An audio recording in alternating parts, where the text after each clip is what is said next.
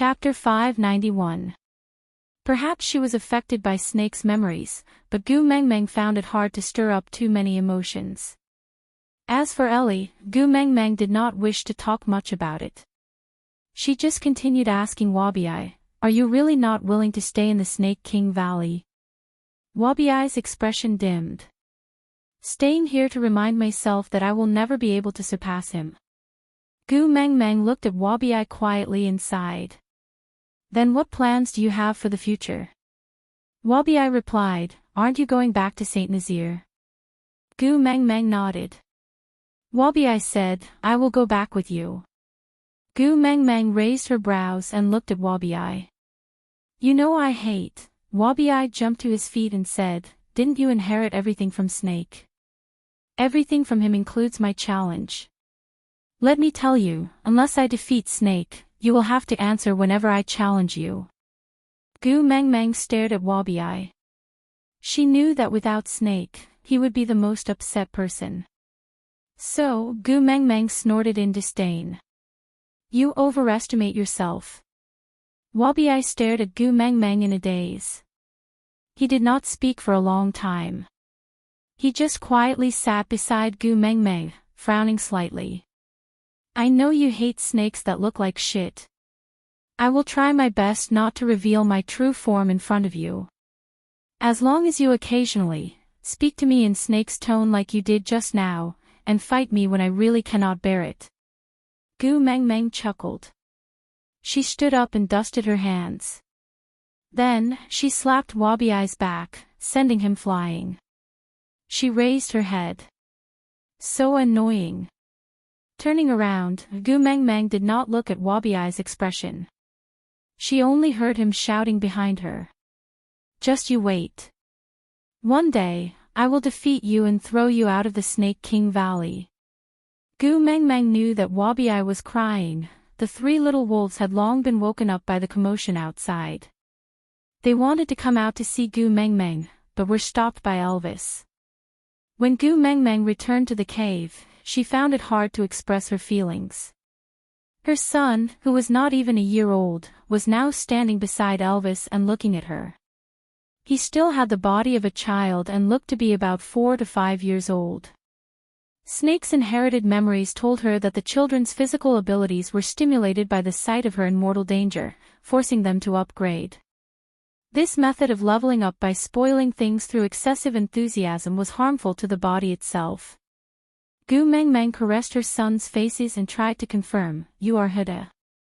The one who looked the most refined among the three nodded and stepped forward, calling out, "Mother Beast." Gu Mengmeng forced a smile and said, "I saw it, you were the first to transform and rush over with your 2 younger brothers. But next time, I hope you can run away with your brother. Because if not for Snake's timely arrival, the 4 of us would have died there. In such a situation where there's a great disparity in strength between us and the enemy, it's wiser to protect as many as you can, understand?" Huda shook his head and said, "We are males, we have to protect the females in our family. If I can't even save my own mother, I might as well just die." Chapter 592.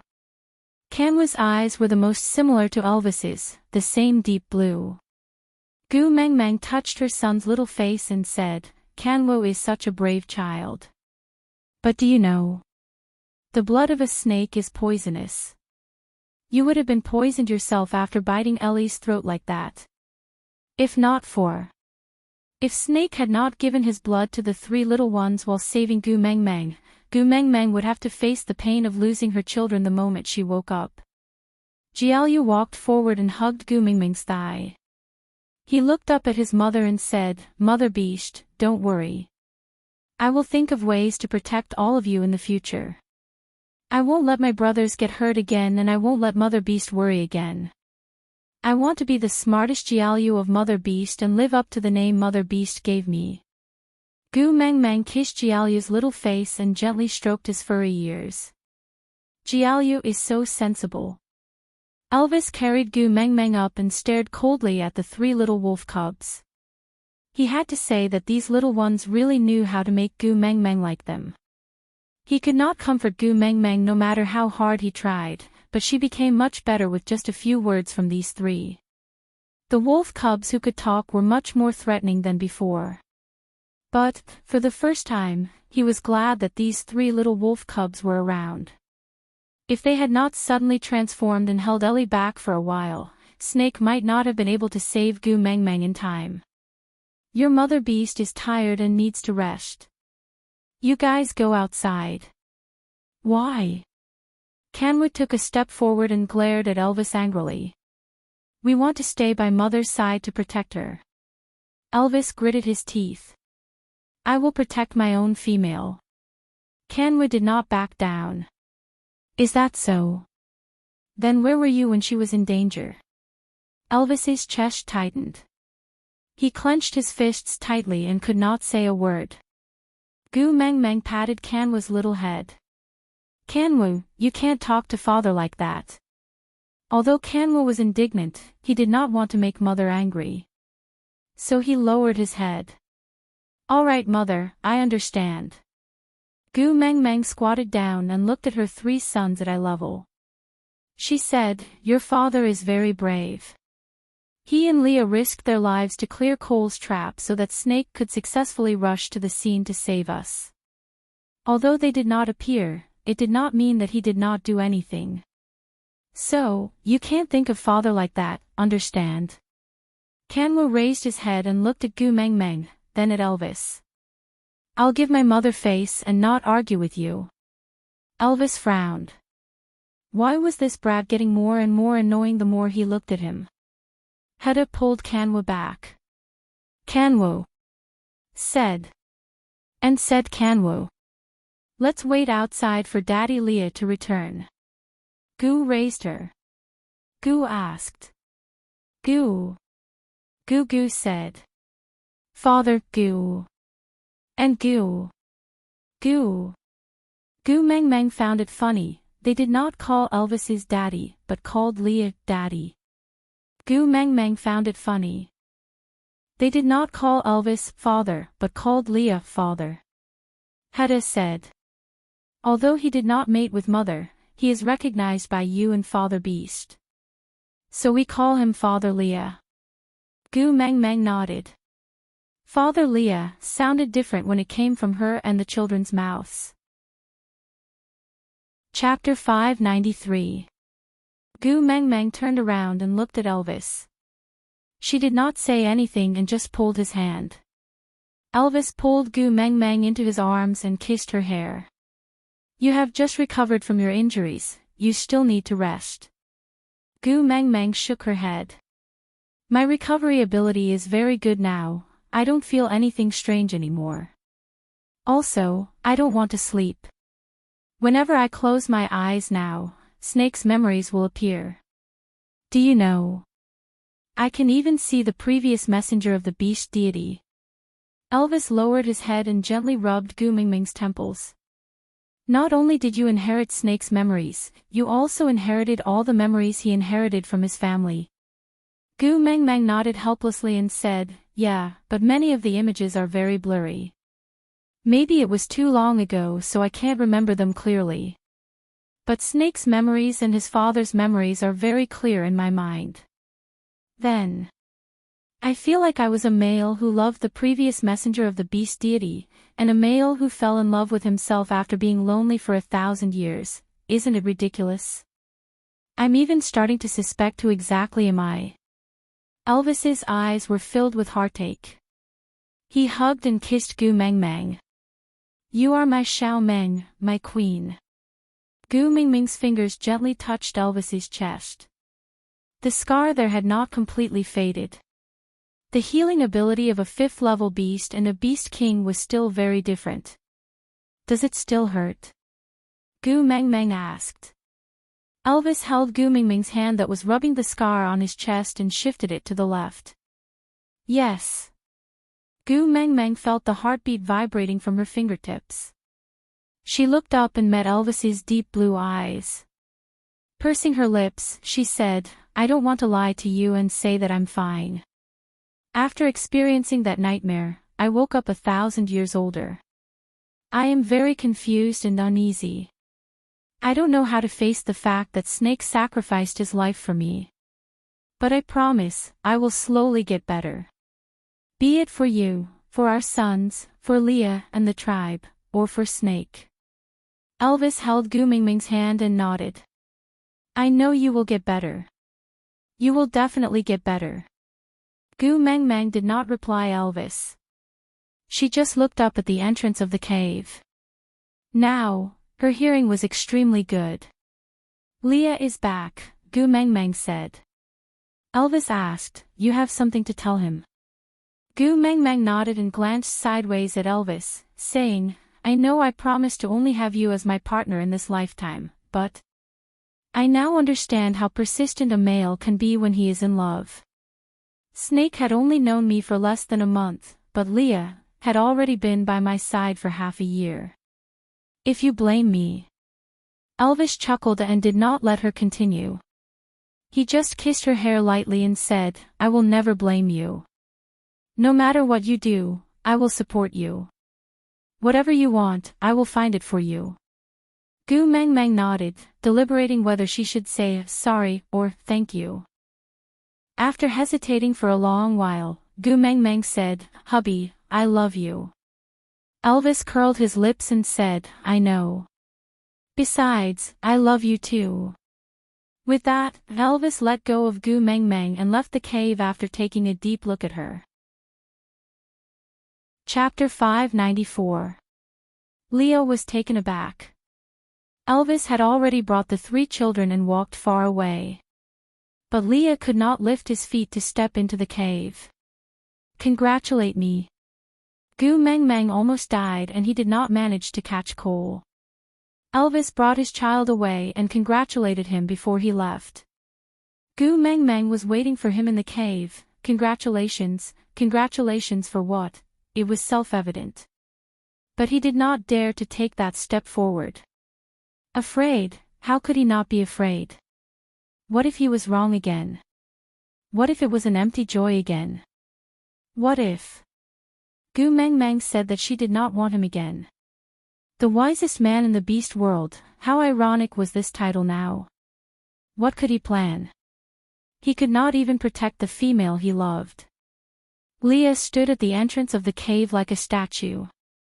He stared at the cave, as if there was a huge force of attraction that was drawing his gaze. But his legs were rooted to the ground and he could not move. Leah. Gu Mengmeng came out to welcome him. She stood 3 steps away from Leah. Unknowingly, Leah had an urge to escape. Let's mate. Gu Mengmeng took a step forward and reached out a hand to Leah. I don't want the 10 years of life you have left. I want you to accompany me for a long time. Leah did not say anything. He just took a step forward and grabbed Gu Mengmeng's wrist. He pulled her into his arms and hugged her tightly. He wanted to rub her into his bones and blood. Gu Mengmeng could clearly hear that Lee's breathing was trembling. Every cell in his body was boiling. But his throat was tightly locked and he could not say a word. Gu Mengmeng hugged Leah back and gently placed her face on Lee's chest. She said, I did not understand in the past how decisive a male can be when he falls in love with a female. If I had known earlier, I would not have believed the nonsense about you and Nina. In the end, I did not trust you enough. But because of this reason, I tortured you for so long. I'm sorry, I was wrong. Leah shook his head and kissed Gu Mengmeng's lips. She was not wrong. How could she be wrong? She was his Mengmeng. It was his fault. It was his fault for thinking that everything was under control. It was his fault for putting her on the scale. It was his fault for not protecting her properly and letting go of her hand for so many inexplicable things.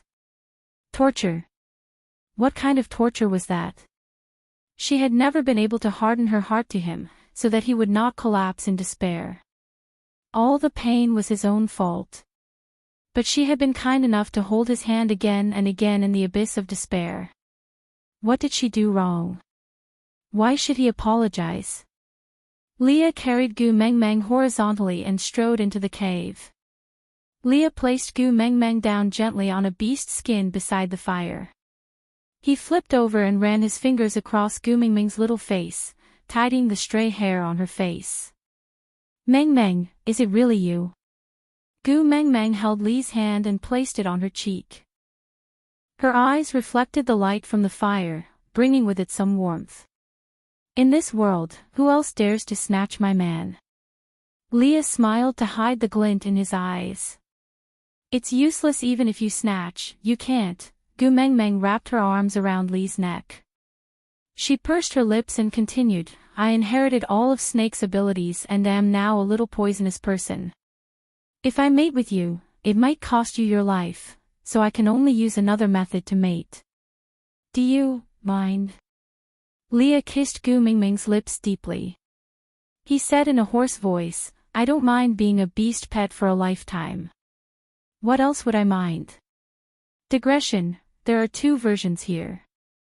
Babies who want to see Li's digression can go to the VIP group to find the shared file. Babies who only accept 1v1 can read the main text. Verification group, 4927799273. After entering the group, please contact the corresponding administrator to verify your fan value and enter the VIP group to see the other version. Chapter 595. Gu Meng Meng turned around and gently pushed Leah up. The 2 of them sat side by side.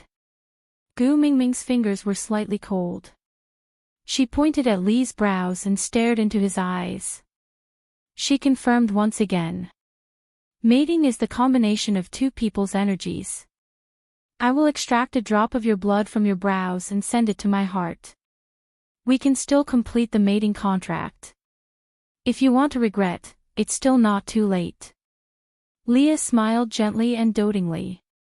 He held on to Gu Meng Meng's wrist with one hand and hooked her chin with the other. Get me, possess me, then, allow me to give you all my loyalty. Gu Meng Meng, do you know how long I have been waiting for this day? Gu Meng Meng returned a smile. She gathered the breath of the Beast King on her fingertips and pointed at Li's brows. A drop of blood hovered in front of Gu Meng Meng's fingertips. Gu Meng Meng slowly sent the drop of blood into her heart and into her body. Gu Meng Meng bit the tip of her tongue and took the initiative to cover Li's lips. A bloody kiss announced the completion of the mating process. Li's head was dizzy and his gaze started to drift off. Gu Meng Meng stood up and tidied up her messy clothes. She then gently caressed Li's sleeping face. She chuckled. I still dominated you in the end. But I don't want to be conflicted anymore. Who knows which will come first, tomorrow or an accident? I don't want to regret it anymore. Gu Meng Meng instructed the little snake to call Elvis and the children back. Elvis did not go far. He was guarding the entrance of the cave for Gu Meng Meng.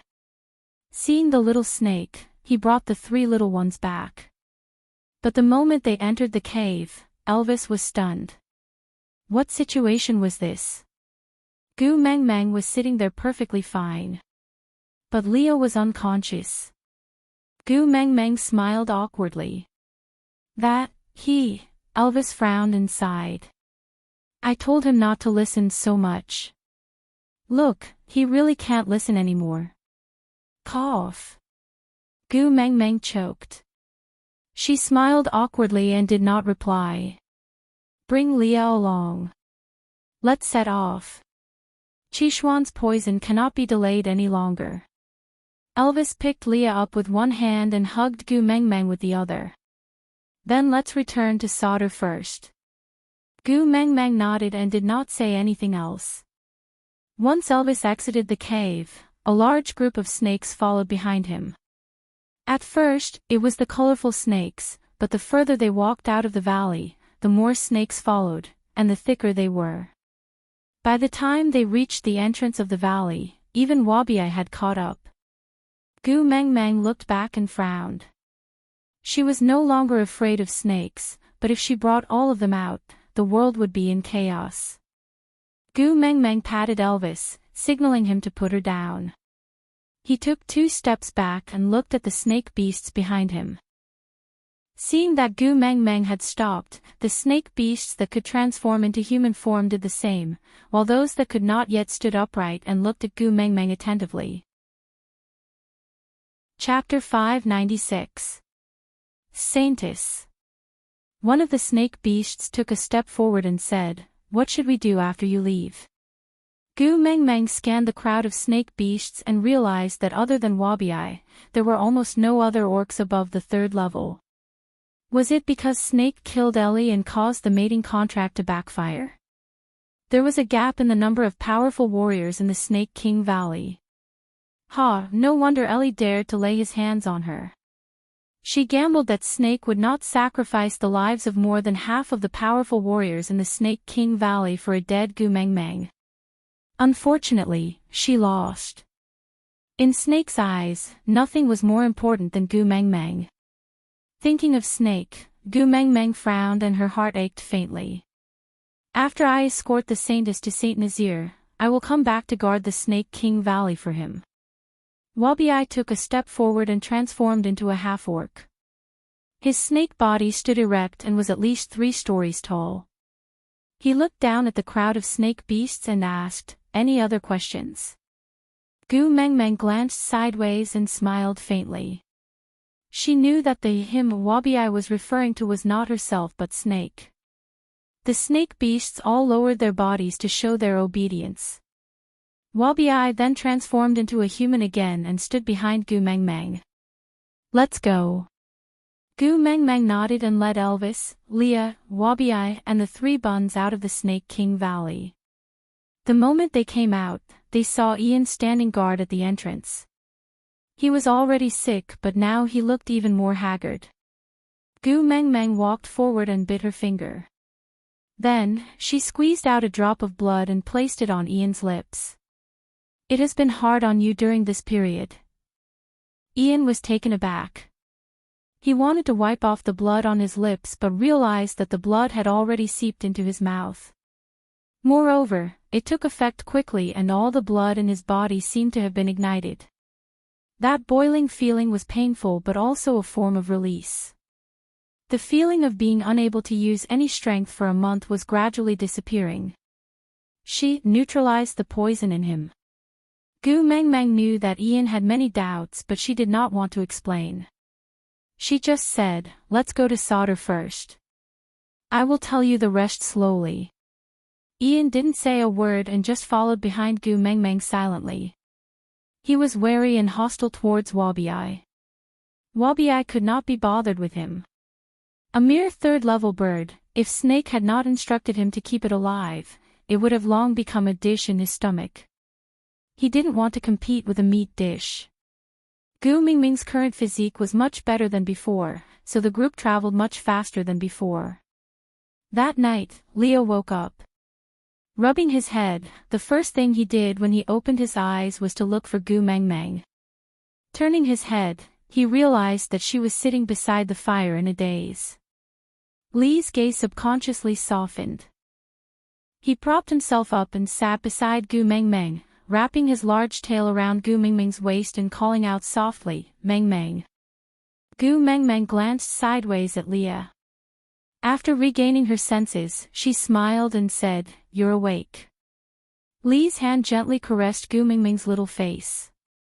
His gaze landed on her left ear and he smiled in an extremely gentle manner. There was a snow-white fox lying on Gu Meng Meng's ear. Its head was on the earlobe and its face was facing upwards. It looked as if it was running towards Gu Meng Meng's ear along the earlobe. Its large furry tail occupied the outer part of Gu Meng Meng's ear. It looked like an exquisite earring and was very lifelike. So, that wasn't a dream. That's great. Aside from the topic, you want to ask why Lee's mating mark was not on her heart, right? This is my final preference for my son. If Lee's mark was on her heart, what would Elvis do? Also, don't worry, Gu Meng Meng had enough self-protection abilities now. She didn't need to rely on mating to protect herself. So the males around her were only Elvis and Leah. There wouldn't be another one. As for Snake, who had left a mark on her neck, he was the zero that I had previously revealed in the group. 5 partners. Chapter 597. 3 days later, Gu Meng Meng and the rest returned to Sauter. Sandy and Colin carried Qi Xian to the stone house Gu Meng Meng was staying in and handed him over to her. Gu Meng Meng used her own blood to feed Qi Xian, but he still did not wake up. Gu Meng Meng frowned, not understanding. According to Snake's memories, her blood should have the effect of detoxifying poison. The poison that Ellie used on the little wolves should be the same. Since it could save Hede and his brothers, there was no reason why it could not save Qi Xian. Dylan knew that Gu Meng Meng had returned and rushed over immediately. After discussing with Leah, he came to see Gu Meng Meng. He was a little hesitant, but still said, apart from Ellie's snake poison, there might be something else on little Master Qishuan's body. Gu Meng Meng asked, "What do you mean?" Dylan said, "Cole is never a person who puts all his eggs in one basket. He is used to having double insurance for everything. If he dared to send little Master Qi Xian back to you, it means that he is confident that he will not wake up. And a suspicious person like him would not place all his hopes on others." Gu Meng Meng frowned, hugging Qi Xian as she fell into deep thought. Gu Meng Meng was now very clear on how Cole had presented the treasure to Snake. Snake was not a fool. He knew that Cole was only using him as an insurance mechanism, but he still sent Ellie to assist Cole. Firstly, he was only interested in the messenger of the beast deity at that time to find out some information about the other world from her, and did not care much about it. Secondly, in Snake's eyes, Cole's methods were really too lackluster. No matter what tricks Cole had up his sleeves, he would always have a way to make him send Gu Meng Meng to the Snake King Valley obediently. But judging from Cole's actions, he was indeed not someone who only had one set of plans for doing things. So, to save Qi Xian, I have to find Cole. Gu Meng Meng thought about everything in the past, her brows furrowed. Hede and his brothers surrounded the unconscious Qi Xian, sniffing him and licking him. Hede nudged Qi Xian, saying, "Xian, Xian. Don't sleep, hurry up and play with us. Look, Lu, Wu, and I have all evolved into half-beasts. You should also quickly get up. Once you wake up, you can evolve." Qi Xian did not move and continued to lie there quietly. Jiaoyu sighed. He was clearly a young child, but he had an air of maturity about him. He lightly patted Hede's shoulder and said, "Don't worry, I believe that mother will definitely have a way." Kanwu ran down from the bed to Gu Meng Meng's side. He looked up at her and said, "Mummy, how can we wake Qi Xian up? You are the great messenger of the beast deity, you must know, right?" Gu Meng Meng squatted down and gently caressed her son's little face. Looking at his clear and expectant eyes, Gu Meng Meng still shook her head. "Mummy also doesn't know how to wake Qi Xian up, but Mummy will definitely do my best. Believe in Mummy, all right?" Kanwu nodded heavily and said, "I believe in Mother." Gu Meng Meng smiled. When her gaze met Qishuan's, she frowned again. Chapter 598. Gu Meng Meng was stunned for a moment before her eyes suddenly lit up. She hugged Kanwu and kissed him. "You are indeed my son. So smart." Kanwu was bewildered by the kiss and blushed for a while. She pretended to be calm and said, Of course." With that, Kanwu ran back to Hede and the rest and surrounded Qi Xian, trying to wake him up. Gu Meng Meng asked Leah to send Dylan off, before walking into another room and lying on the bed. Elvis accompanied her over. Seeing that she was lying down, he asked, "Do you want to sleep for a while? I'll wake you up when Leia is done with dinner." Gu Meng Meng shook her head. "When I was unconscious, I dreamed of the beast deity." Elvis frowned and said, "Is there a deviation in your behavior?" "Which part?" Elvis's nervousness stemmed from the analysis Leah had given him. The beast deity had pointed out and corrected the messengers' deviations in their actions in the dream realm. If the messengers did not make any changes or make amends to reverse their mistakes, they might very well anger the beast deity and be punished. He was extremely afraid of that punishment, because no matter what it was, he could not let Gu Mengmeng get hurt. So, if there was any deviation in Gu Mengmeng's actions, even if she asked him to dig Snake up and die in his place, he would definitely do it.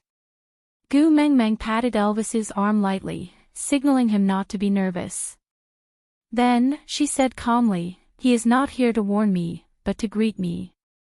He also told me to maintain a kind heart." Elvis looked at Gu Mengmeng doubtfully and asked, "Are you sure? Did you miss anything?" Gu Mengmeng shook her head and said, "I won't. You also know that after I inherited Snake's ability, my memory became especially good." Elvis thought about it and felt slightly more at ease. He held Gu Mengmeng's little hand and asked, "So you want to look for the beast deity in your dreams again and ask for advice on how to save Qi-Xian?" Gu Mengmeng nodded. Elvis was a little dejected.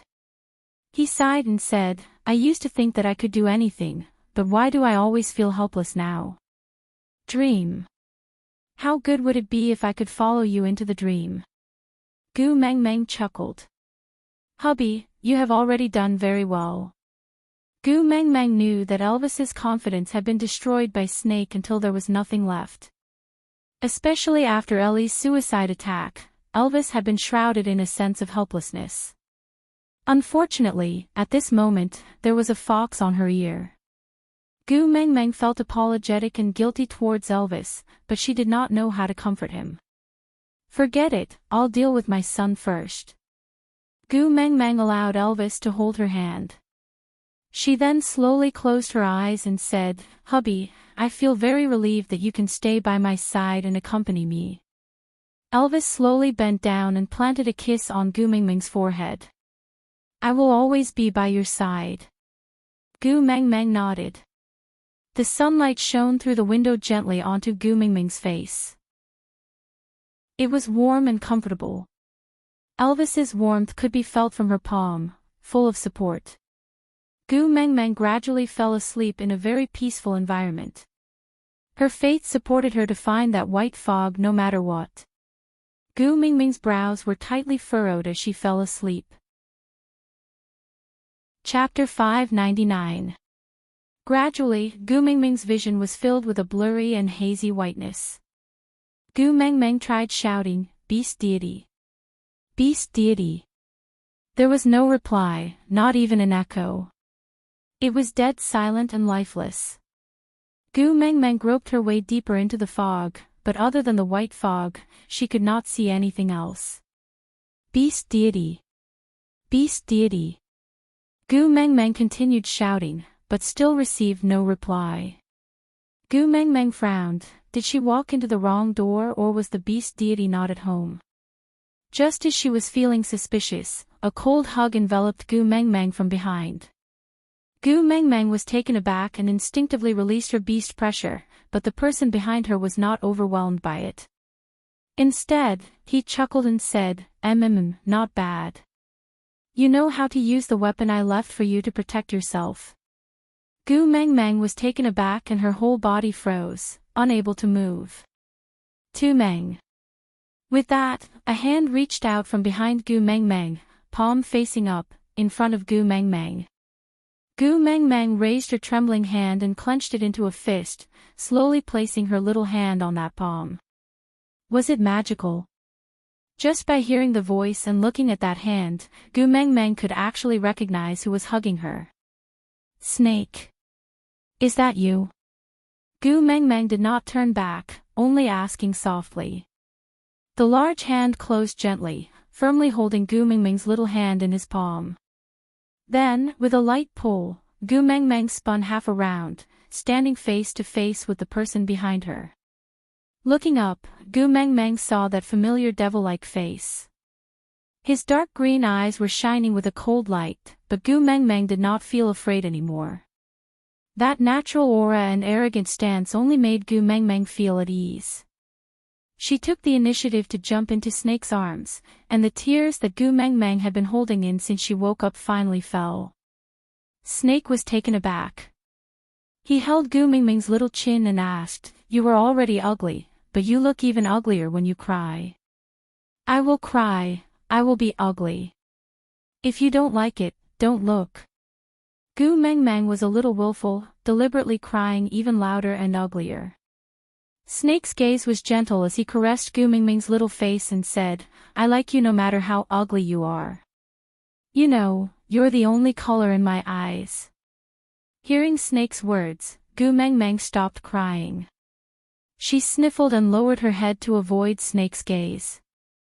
She said softly, "Liking me is probably the most unfortunate thing in your life. This is the first time in 1,000 years that I've met with misfortune.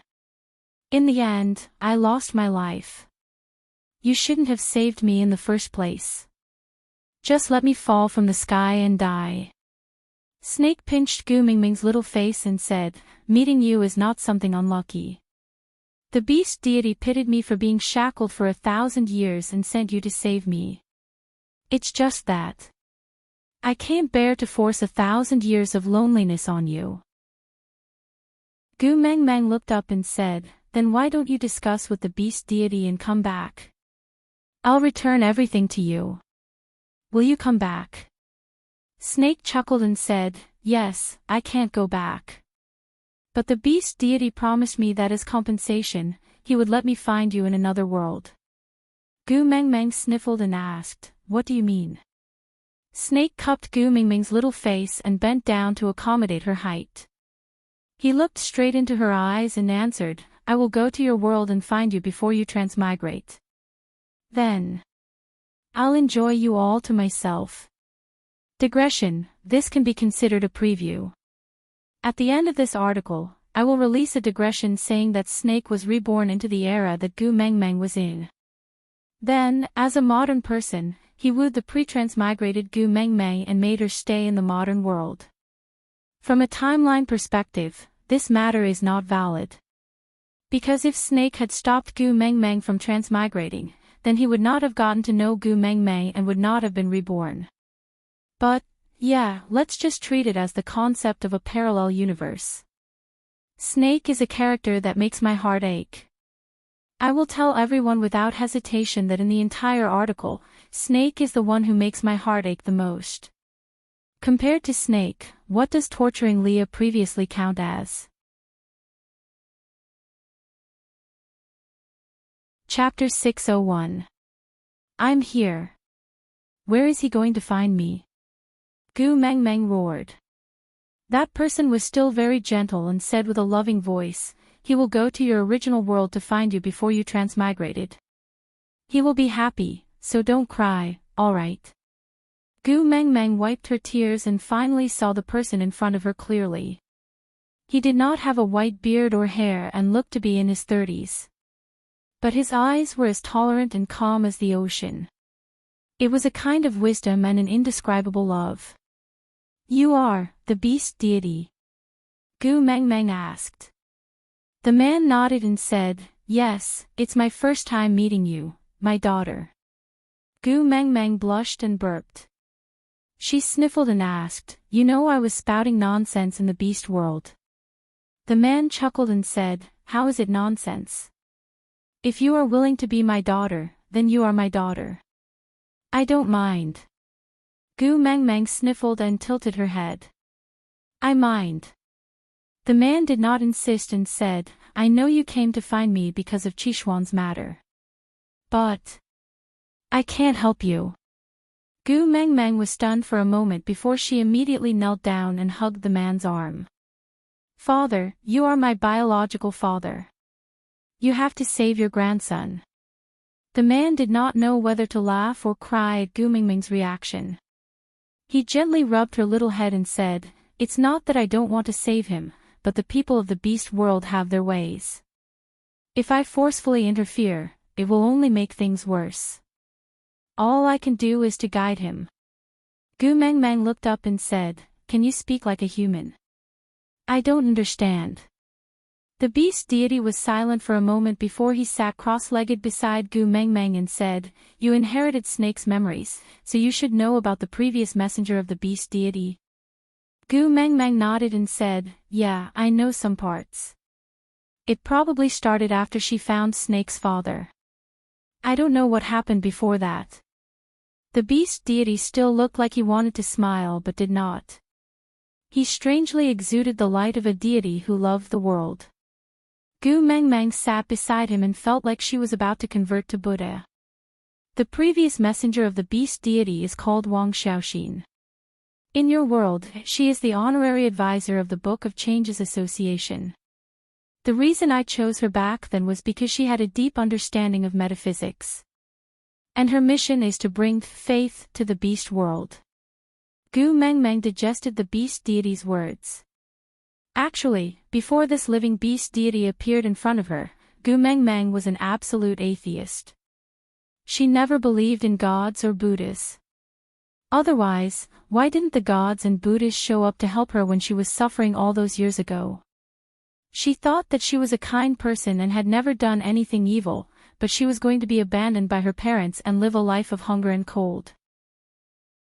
But now, there was a living god sitting in front of her, surrounded by a halo, sitting cross-legged in front of her, chatting and explaining to her in a down-to-earth manner. This made Gu Mengmeng start to waver.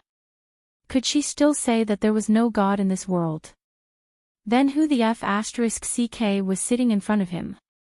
But even though she was shaken, the so-called metaphysics was just a scam in her heart. An honorary advisor of the Book of Changes Association. He's just a film that says what people say and what ghosts say. Chapter 602. F*******. Gu Mengmeng looked at the beast deity with a sullen expression. "Are you mocking me for being a bad student?" The beast deity shook his head gently. "Of course not. I'm telling you why I can't save Qixuan." Gu Mengmeng pursed her lips.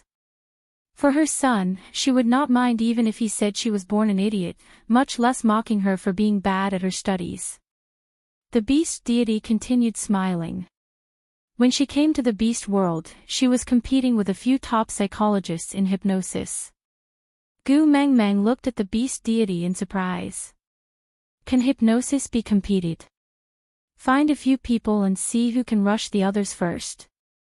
The beast deity shook his head. It was a few hypnotist masters. They entered the same room at the same time and hypnotized each other. They were all professionals. It was not an easy task for anyone to hypnotize anyone else. A few authoritative figures who refused to submit to each other used this method to determine the winner. It was a little like a sword fight on Mount Hua, right?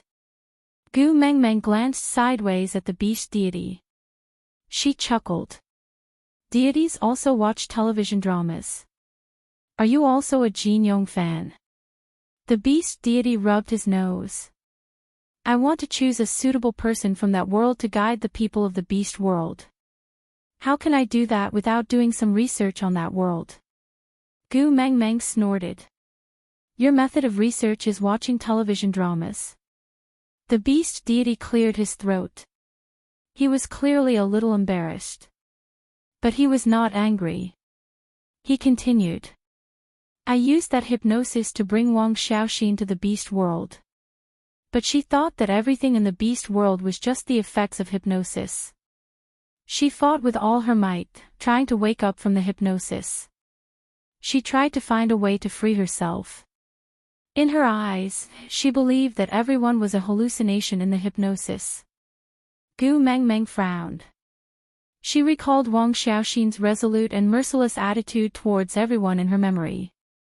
So it was not because she was cruel by nature, but because she believed that everything was an illusion.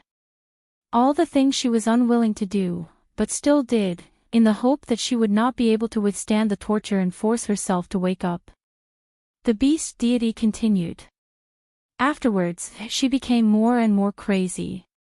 If she was allowed to continue, she would destroy the entire beast world. So, I entered her dream and told her the way to free herself from this hypnosis. As long as she can do it, I will let her go.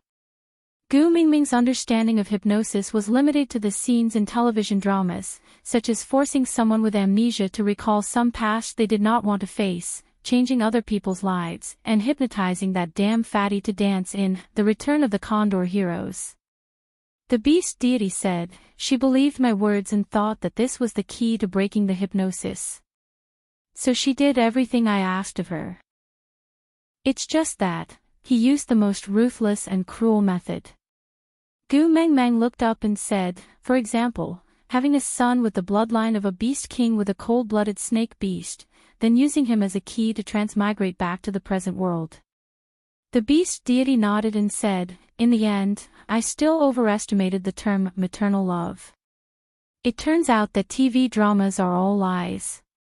Not all mothers are willing to change themselves for their children.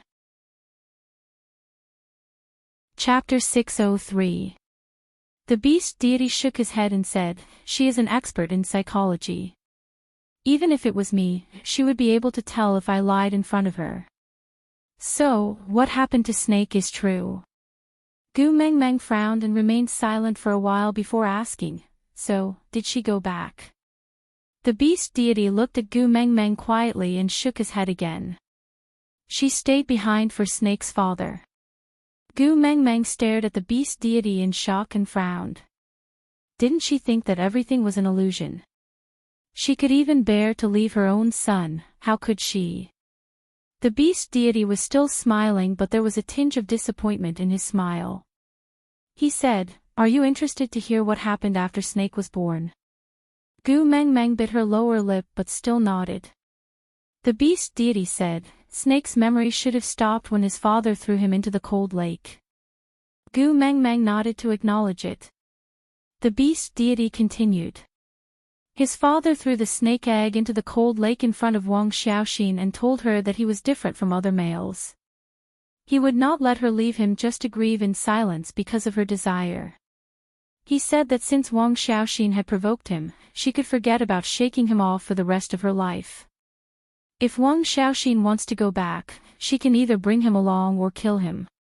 Gu Mengmeng lowered her eyes and remained silent for a moment. She thought of the black wolf at home. He had said something similar. If this is a dream, please kill me before I wake up. Don't let me face a world without you alone. That is more torturous than death. The beast deity paused for a moment and did not continue. He just looked at Gu Mengmeng, who seemed to be deep in thought, as if giving her time to slowly recall. After a long while, Gu Mengmeng finally opened her mouth and said, since she was sure that everything was a hallucination after the hypnosis, then once she wakes up, Snake's father will definitely disappear. No one can bring a person from a hallucination into reality. If Wang Xiaoxin is a rational person, she will definitely think of this. Bring him away, impossible. Kill, reluctant. So she decided to stay behind. The beast deity chuckled and shook his head. No, she decided to kill him. Gu Mengmeng was stunned. She looked up at the beast deity and asked, you clearly said that she stayed behind for Snake's father. The beast deity gave Gu Mengmeng a reassuring smile before continuing. She personally plucked off the scales protecting Snake's father's heart, then used her sharp claws to pierce through his chest. Snake's father's blood splattered all over Wang Xiaoxin's face. Wang Xiaoxin stared at the bloody hole in his chest and her own bloodied hand. On the other hand, Snake's father smiled and hugged her in his arms, kissing her tears and saying to her, this is good too, at least, until death, I did not lose you. Gu Mengmeng widened her eyes, unable to say a word. Having inherited Snake's memories, she knew very well how stubborn the males in the beast world were towards love. Compared to death, they were more afraid of their beloved females being harmed. Back then, when Barit and Quinton knelt on the platform of the deity's punishment, they would rather be dried and skinned than move, because they were afraid that the person in their hearts would be punished. Later on, it was the same for Snake. Although Ellie's last bite was the poison from her suicide, Snake actually had a way to neutralize it. Aside from the topic, today's update was over. Chapter 604. However, the process of detoxification was a little complicated, and she would have to endure the pain of the poison for a long time. Furthermore, even if the poison was detoxified, without the self-healing ability of a beast king, her legs would still be crippled. So Snake gave his life to her, not to ensure that she would not die, but because he could not bear to let her suffer, that's all. Gu Mengmeng remained silent and did not speak. She only felt a tightness in her chest. She couldn't tell if it was because of Snake or because of Snake's memory reacting to the entanglement between her father and mother. The beast deity patted Gu Mengmeng's shoulder lightly, then continued, the death of Snake's father was a huge blow to Wang Xiaoxin. She didn't understand why she felt so sad and painful even though she knew it was an illusion. At that time, she was ill and couldn't get up. She closed her eyes but couldn't sleep. I knew that she wanted to sleep so that she could see me, so I helped her sleep and let her enter the dreamland to find me. Gu Mengmeng looked up at the beast deity, waiting for his next words. A trace of melancholy appeared on the beast god's face. He sighed and continued, she asked me if all of this was an illusion. I repeated what I had told her the first time we met. I told her that the serpent's egg was not broken. It was at the bottom of the cold pond. If she wanted to go back, I could help her retrieve the egg. But she shook her head. She said, she wasn't going back, she wanted to stay in the beast world. Gu Mengmeng looked at the beast deity in confusion. She did not understand what Wang Xiaoxin was thinking. In order to go back, she would not hesitate to use her own son as a key. In order to return, she did not hesitate to kill her own male. But when everything was ready, she still wanted to stay. The beast deity looked at Gu Mengmeng and asked, unbelievable, right? I also feel very strange. So I asked her why she decided to stay. Her answer was I want to avenge whales. Gu Mengmeng looked at the beast deity speechlessly. The beast deity just smiled back at her quietly and said, Whales is Snake's father, Wang Xiaoxin's male snake beast. Gu Mengmeng replied, but didn't she kill him with her own hands? Who else do you want to take revenge on? The beast deity nodded and smiled bitterly. Look for herself. Gu Mengmeng was stunned as she looked at the beast deity in confusion. The beast deity continued, on one hand, she firmly believed that the beast world was an illusion, on the other hand, she was so tormented by Whale's death that she could not breathe. Her rationality told her that as long as she got rid of this hypnosis, she would be able to free herself from Whale's death. This was because after she woke up, she would gradually forget everything in the dream. But she realized that she wasn't willing to forget Whales. Chapter 605. The beast deity gently wiped away the tears on Gu Mengmeng's face and said, since you understand his painstaking efforts, all the more you should pull yourself together. He will not be at ease if you cry like this. Gu Mengmeng slapped the beast deity's hand away and roared, then return him to me. Aren't you the beast deity? You should be able to bring the dead back to life, right? The beast deity sighed and said, do you still not understand? I can't just interfere with the matters of the beast world. Gu Mengmeng said, I don't understand. The beast deity said, if I had not interfered back then and told Wang Xiaoxin that the beast king who is related by blood could become her key to transmigrating back, then the things that happened later would not have happened. She would still have met Whales and given birth to Snake, but she would not have pierced Whale's chest with her claws. Perhaps she would have loved her child like those mothers in television dramas and willingly stayed behind to become a better guide. In these 1,000 years, I have been reflecting on this matter, but I still could not help but interfere with the matters of the beast world a few times. In the end, all the matters that I interfered with did not develop in the direction that I had hoped for, and the ending became increasingly bleak. This made me finally understand that everything in this world has its own trajectory. Destroying the original trajectory will not change things for the better and will only lead to destruction. Gu Mengmeng stared coldly at the beast deity and said, "So you are just a damn television watcher. Everyone in the beast world is a serial on the television. Other than watching, you can't turn off anything else, right? You won't care whether others live or die or how tragic their lives are, right?" The beast deity hesitated for a moment before nodding. Gu Mengmeng said, "Then what kind of god are you?" The beast deity was still smiling gently and said, "If a god has to solve every suffering, then what should a god do when he encounters suffering? All I can do is to guide him." Gu Mengmeng stood up immediately and said, "What the hell did you guide him about? You just guided Wang Xiaoxin to kill her husband and son and finally torture herself to death." The beast deity lowered his head and said, "Wang Xiaoxin brought faith to the beast world and you brought hope to the beast world." Gu Mengmeng roared, "Hope my ass. I'm F***ing in despair myself. Who else can I give hope to? My son is unconscious now, and I don't know if he's dead or alive. I don't need him to recover immediately. Just tell me if there's a way to save him. But you're not even willing to tell me a way, and you're still talking to me about hope." The beast deity looked up and accepted Gu Mengmeng's rebuke with a calm expression. He waited for her to finish her sentence like a machine gun before he said softly, "I can tell you how to wake Qi up, but it will only result in him living a life worse than death. It may even implicate more people you care about. For example, Elvis, Leah, and the other 3 little wolves. Do you still want an answer that will make everyone suffer?" Stunned, Gu Mengmeng bit her lower lip tightly. If he had said that he would make her pay a terrible price in exchange for Qishuan's awakening, she would have agreed without hesitation. But why did it have to be Elvis, Leah, Heda, and his brothers, and even Qi himself who suffered a fate worse than death? The beast deity was still smiling kindly. "Don't worry, trust me.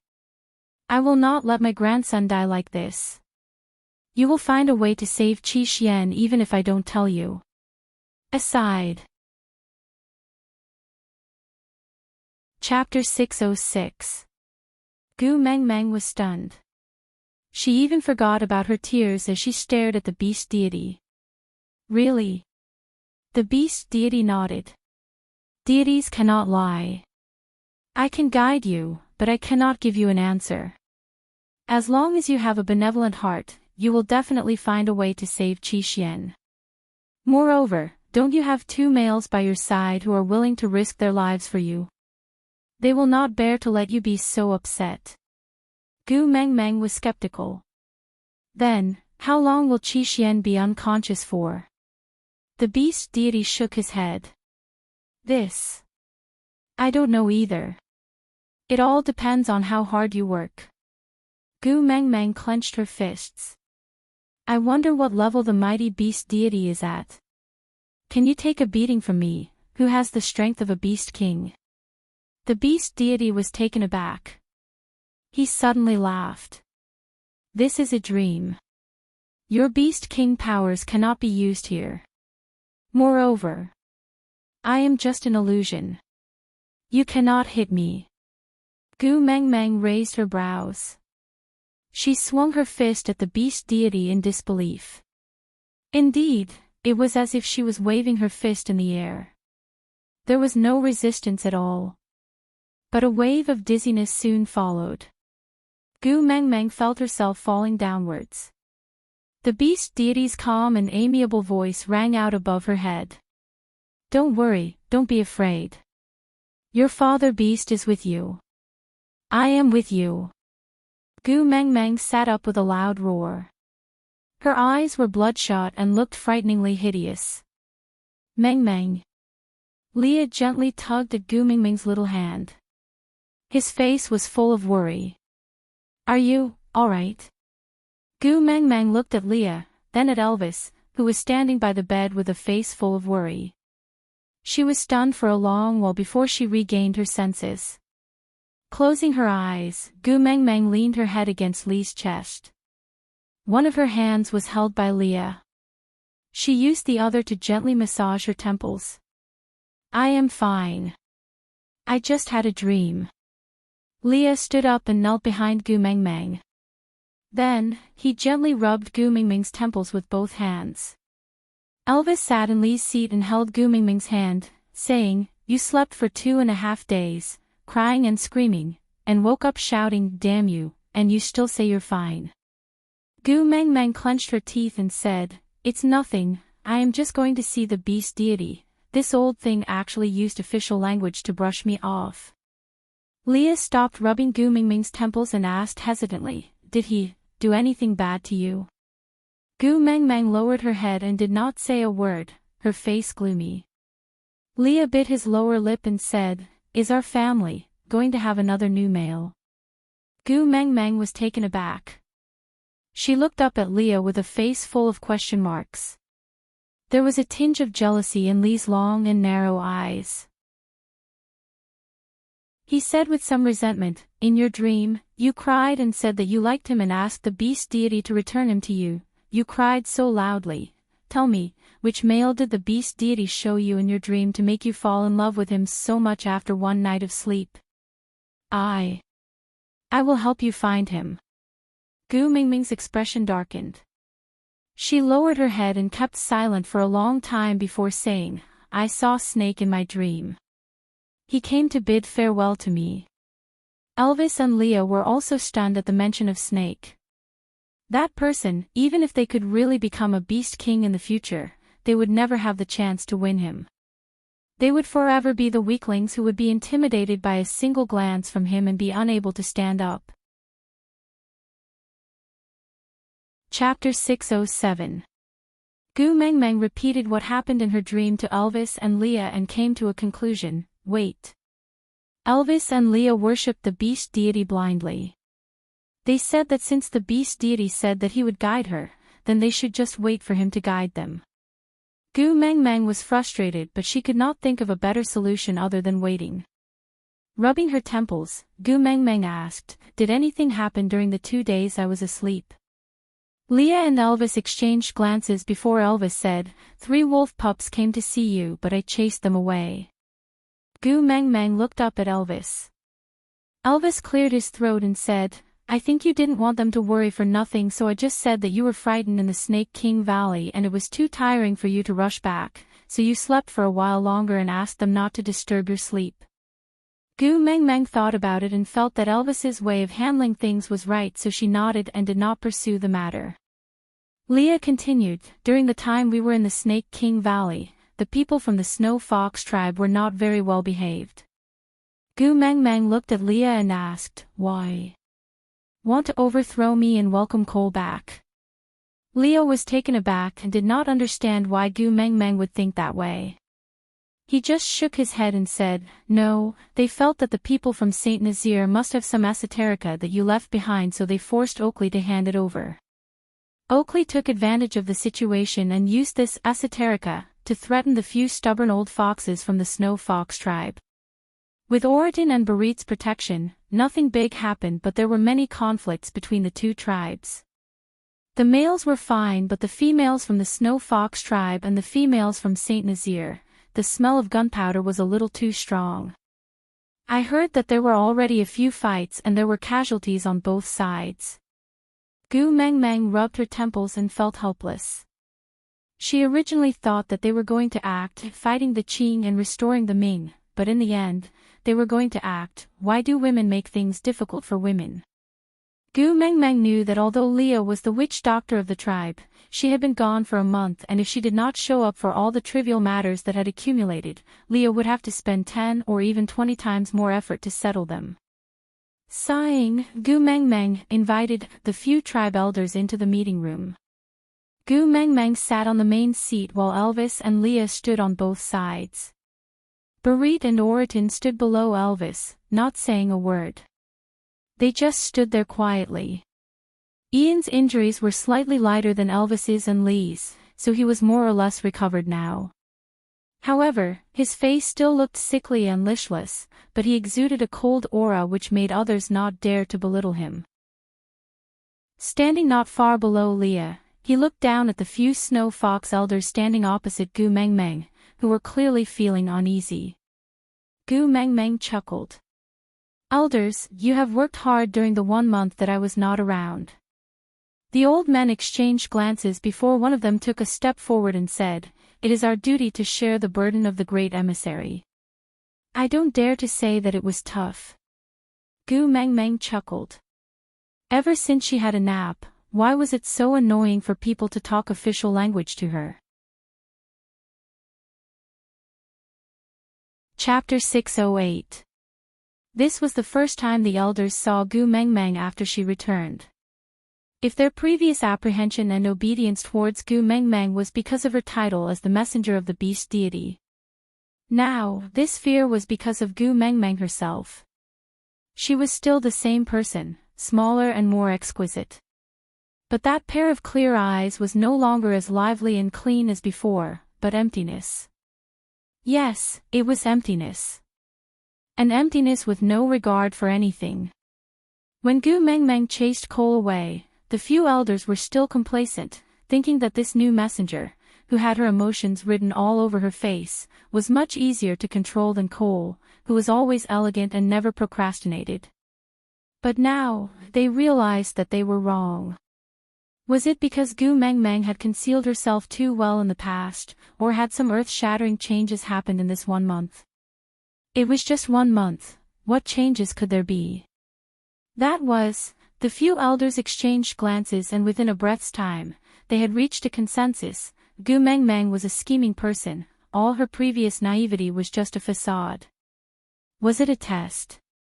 Gu Mengmeng went to the Snake King Valley to hand over the unstable solder to a mere second-level orc, Oakley, and left behind 2 third-level orcs to assist in suppressing the situation, before bringing Elvis and Leah away without any worries. All this was just a test. The few elders' knees gave way and they knelt onto the ground with a thud. Their bodies started to tremble uncontrollably as they thought to themselves, miscalculation, miscalculation. Great messenger, please calm down, we just want to worship the esoterica properly, we don't have any other intentions. One of the elders said with a guilty conscience. He himself did not know why, but now that he was standing in front of Gu Mengmeng, it was hard for him to maintain his composure. An oppressive feeling spread throughout the entire space, making it hard for him to breathe.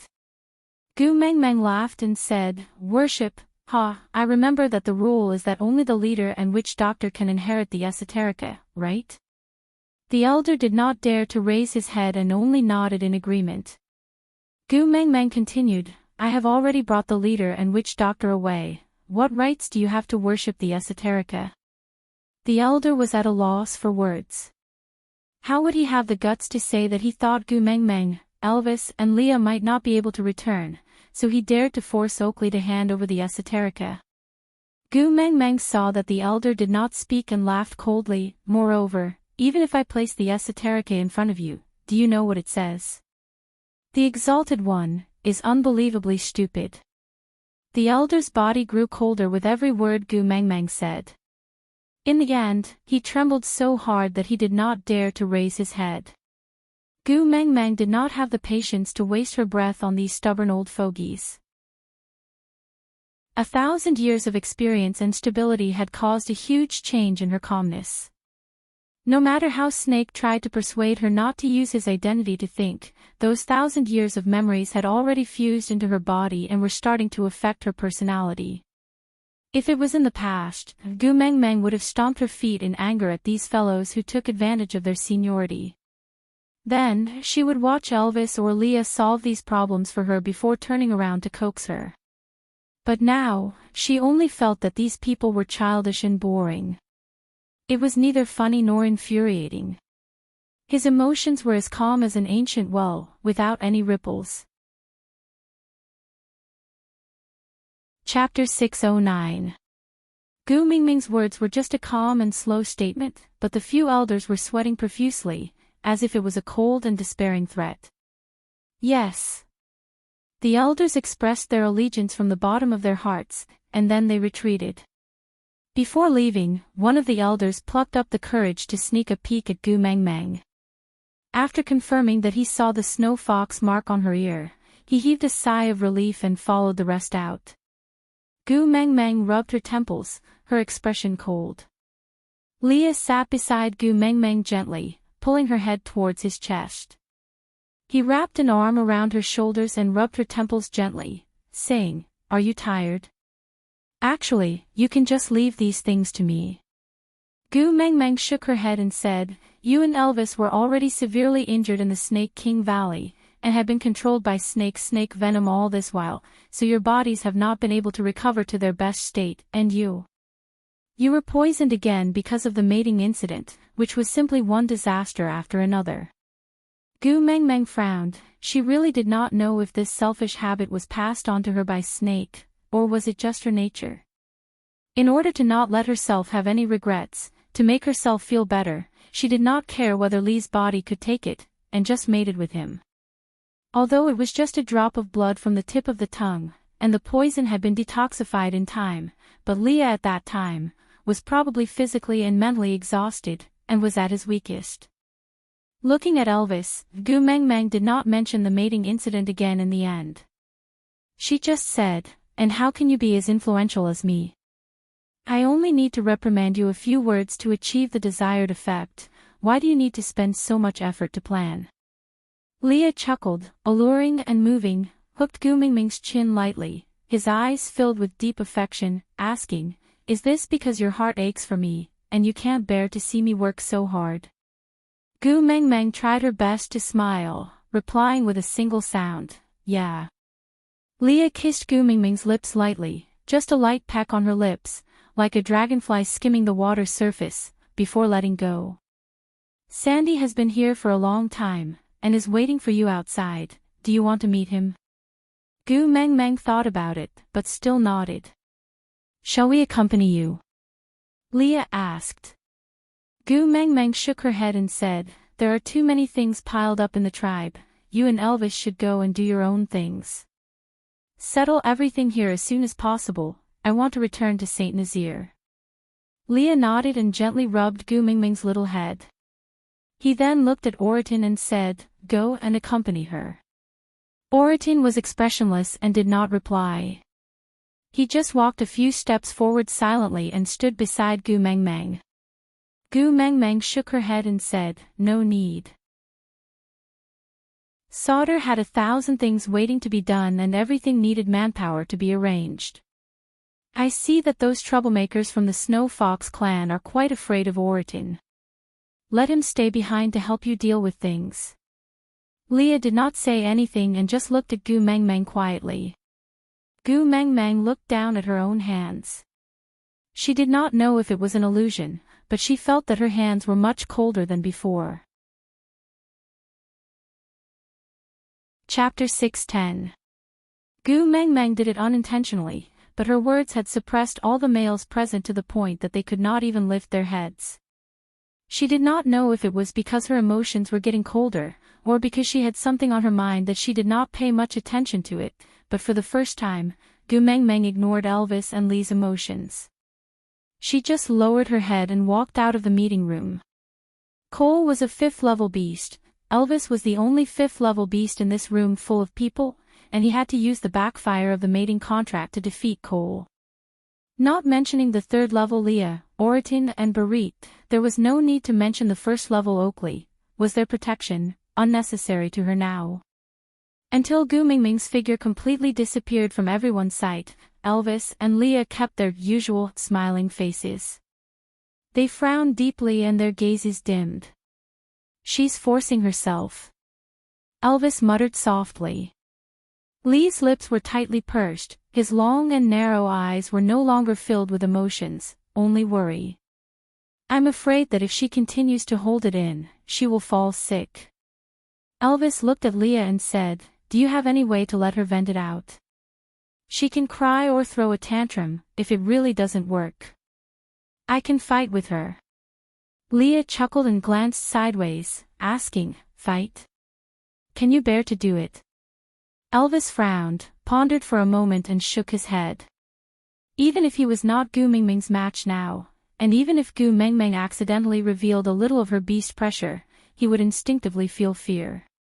But he still felt heartache towards Gu Mengmeng, asking him to extend his claws and fangs at Gu Mengmeng, not to mention others. Even he himself did not believe that he could do it. But Gu Mingming's emotions were too well hidden. This made him very flustered, very uneasy and very heartache. When she first woke up, Gu Mingming's face was still filled with sorrow and sadness. As time passed, more and more of Snake's memories were awakened in Gu Mingming's body. Gu Mingming's expression became calmer and her emotions became more and more restrained. A person who always showed everything on her face had now become cold, just like him and Leah in the past. Clenching his fists, Elvis said, "If I can't bear to do it, then let her beat me up. As long as she can spit out the anger in her heart, even if she beats me to death, I will still smile."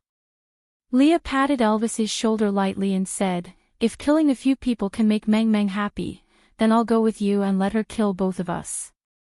It'll be a worthy death. But you clearly know that Meng Meng is not a male. Violence and killing will not make her happy." Elvis sighed and nodded. These few days, even Hedda and the other two could not make her happy. "I'm really afraid that she won't be able to hold on if this continues." Lee's gaze was also gloomy as he frowned. Every time Meng Meng is together with Sandy, she is always in a good mood. I hope this time Sandy can also make Meng Meng happier. Elvis glanced sideways and asked, "You called Sandy over?" Leah smiled bitterly. "Isn't it sad? A pet that ascends by pleasing a female doesn't even have a way to make her happy. I have to rely on another female to coax my own. I'm such a good-for-nothing pet." Chapter 6:11. After Elvis finished speaking, he directly walked past Leah. Leo looked at Elvis's back view and smiled. "That's why you are Mingming's first partner. If it was me, I might not be able to be as tolerant as you." Swaying his tail, Leah glanced sideways at Barit, Boratin and Oakley who had been standing silently behind him. "My two guardians and acting witch doctor, are you still in a daze?" The three who were called looked up at Leah in silence, each with their own thoughts written clearly on their faces. Leah chuckled, "Although Meng Meng is very powerful now, this is not a reason for you to neglect taking care of her. Put away that useless inferiority complex and find a new position for yourself." With that, Leah swayed his large tail and chased after Elvis. Reposition. In the past, the most important task was to protect Gu Mingming's safety. But now, it seemed like there was no need. In that case, where exactly should their new position be? On the other side, Gu Mengmeng sat on the stairs outside the stone house, looking at Sandy who was feeling rather uneasy. She knew that they could no longer go back. Her mentality had changed along with the 1,000 years of memories. She hadn't forgotten Sandy, but she couldn't play around with her like before. Cupping her face, teasing her that she was the most beautiful female in the world and if she was a male, she would definitely marry her. Now, she could no longer say those words. And after that incident, Sandy had stopped Colin from saving Gu Mengmeng. Even though Gu Mengmeng did not blame her, she still felt extremely guilty. After that incident, Colin was relieved of his duties as a guardian. He did not say anything and only comforted her not to let her imagination run wild. But she knew that every time Colin saw Barit, he could not hide the envy in his eyes. Originally, he could also be a guardian who worked for the messenger of the beast deity. But because of her selfishness, it had turned into this situation today. She felt guilty towards Gu Mengmeng and also towards Colin. Now, Sandy did not even have the courage to hold Gu Mengmeng's little hand when she stood in front of her. You two changed your routine." Gazing at the wind with deep feelings, Leah swayed his large tail and leaned into Gu Mengmeng's arms. He looked at Sandy nonchalantly and teased, "Or could it be, you have fallen out of favor? Like I said, how can your little stubby tail compete with me? Our Meng Meng still favors us, don't you think so, Elvis? Elvis was not as good at concealing his emotions as Leah was. He only cleared his throat and did not say a word. Oritin followed Leah out and left without saying goodbye to anyone. When Barit came out, he saw Sandy and asked, "Where's Colin?" "He didn't come with you." Sandy whispered, "Send me there, then he'll go back." Barit understood that Colin was too ashamed to see Gu Meng Meng. Oritin went hunting. He said he wanted to share dinner with us tonight. Oakley and I will go find some yellow gravy and roast the meat tonight, all right? Barit asked Gu Meng Meng. Gu Meng Meng understood that everyone was trying to coax her, but she just could not bring herself to smile. There was no other problem. He raised his head and looked at everyone's expectant gaze. Not wanting to spoil the mood, Gu Meng Meng nodded. All right. Chapter 6:12. As a human, the biggest problem with a mature mentality is that many things can be seen clearly at a glance. Elvis and Lee's accommodating attitude, Oritin and Barit's silent companionship, Oakley's hesitation and Sandy's expectant yet uneasy gaze, Gu Meng Meng could not breathe from the intense concern, but she did not want to let down these people who were concerned about her. Gu Meng Meng smiled and nodded at Sandy, saying, "Come earlier tonight, let's have a gathering." Sandy then smiled and nodded heavily. The moment she turned around, Gu Meng Meng saw tears welling up in her eyes. After Sandy left, Barit and Oakley also set off to look for a beehive nearby. Gu Meng Meng leaned against Lee's chest tiredly, her gaze landing on Elvis's face, looking straight at his worried gaze. She wanted to smile, but the corners of her mouth were too heavy, so she could only give up in the end. Then, she said calmly, "I just can't get used to these 1,000 years of memories, nothing else. You guys don't have to worry so much." Elvis walked in front of Gu Meng Meng, held her hand and pulled her into his arms. He hugged her tightly, wishing he could squeeze all his warmth into her body, then use his own body to replace her in enduring those 1,000 years of boring and dry memories. But, even if he was the first partner, there were still some things he could not do. "No matter how strong you are still my weakness. Not worrying about you might be something I will never learn in this lifetime." Gu Meng Meng hugged Elvis back, gently pressing her face against his chest. She lowered her eyes and said slowly, "I'm sorry." Leah also stood up from the stairs, presenting his handsome and flawless face, kissing Gu Meng Meng who was in Elvis's arms. His gentle smile seemed to condense the mysteries in the deepest part of the ocean, as if he was trying to drown her. His voice was slightly hoarse, but with a different kind of ambiguity. "You clearly know that compared to an apology, we prefer to hear your confession." Gu Meng Meng bit her lower lip, but could not say a word. Her feelings towards Elvis and Leah were undeniable. But she could not say the words "I like you" now. Leah did not force her, he just rubbed Gu Meng Meng's little head and said, "Today is the first time I'm attending a gathering with you as an official partner. If you don't smile, people will think that you were forced to mate with me." Gu Meng Meng looked at the half-genuine, half-fake grievance in Lee's eyes and her gaze softened.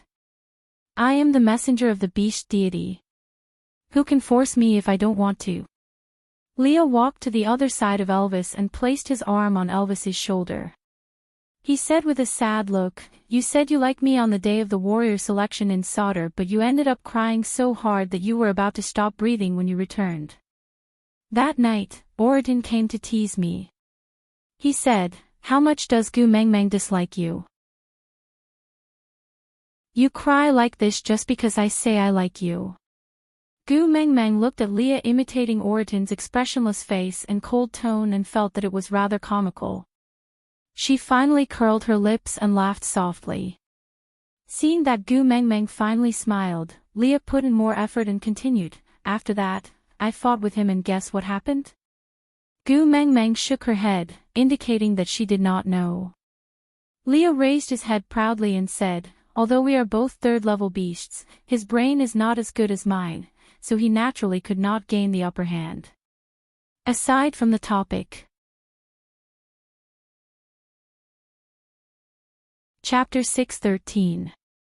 Gu Mengmeng was just about to praise Leah when she heard Elvis say calmly, "I remember when you came back that day, your face was swollen and bruised. You didn't look like you took advantage of me at all." Gu Mengmeng was stunned for half a second before she raised her eyebrows and poked Elvis's chest lightly. Leah was indeed so anxious that he started messing around with Elvis. Elvis hugged Gu Mengmeng and didn't want to bother with him, so he just burrowed into Gu Mengmeng's arms and whimpered for Gu Mengmeng to make the decision for him. Smile. Gu Mengmeng tried her best to smile.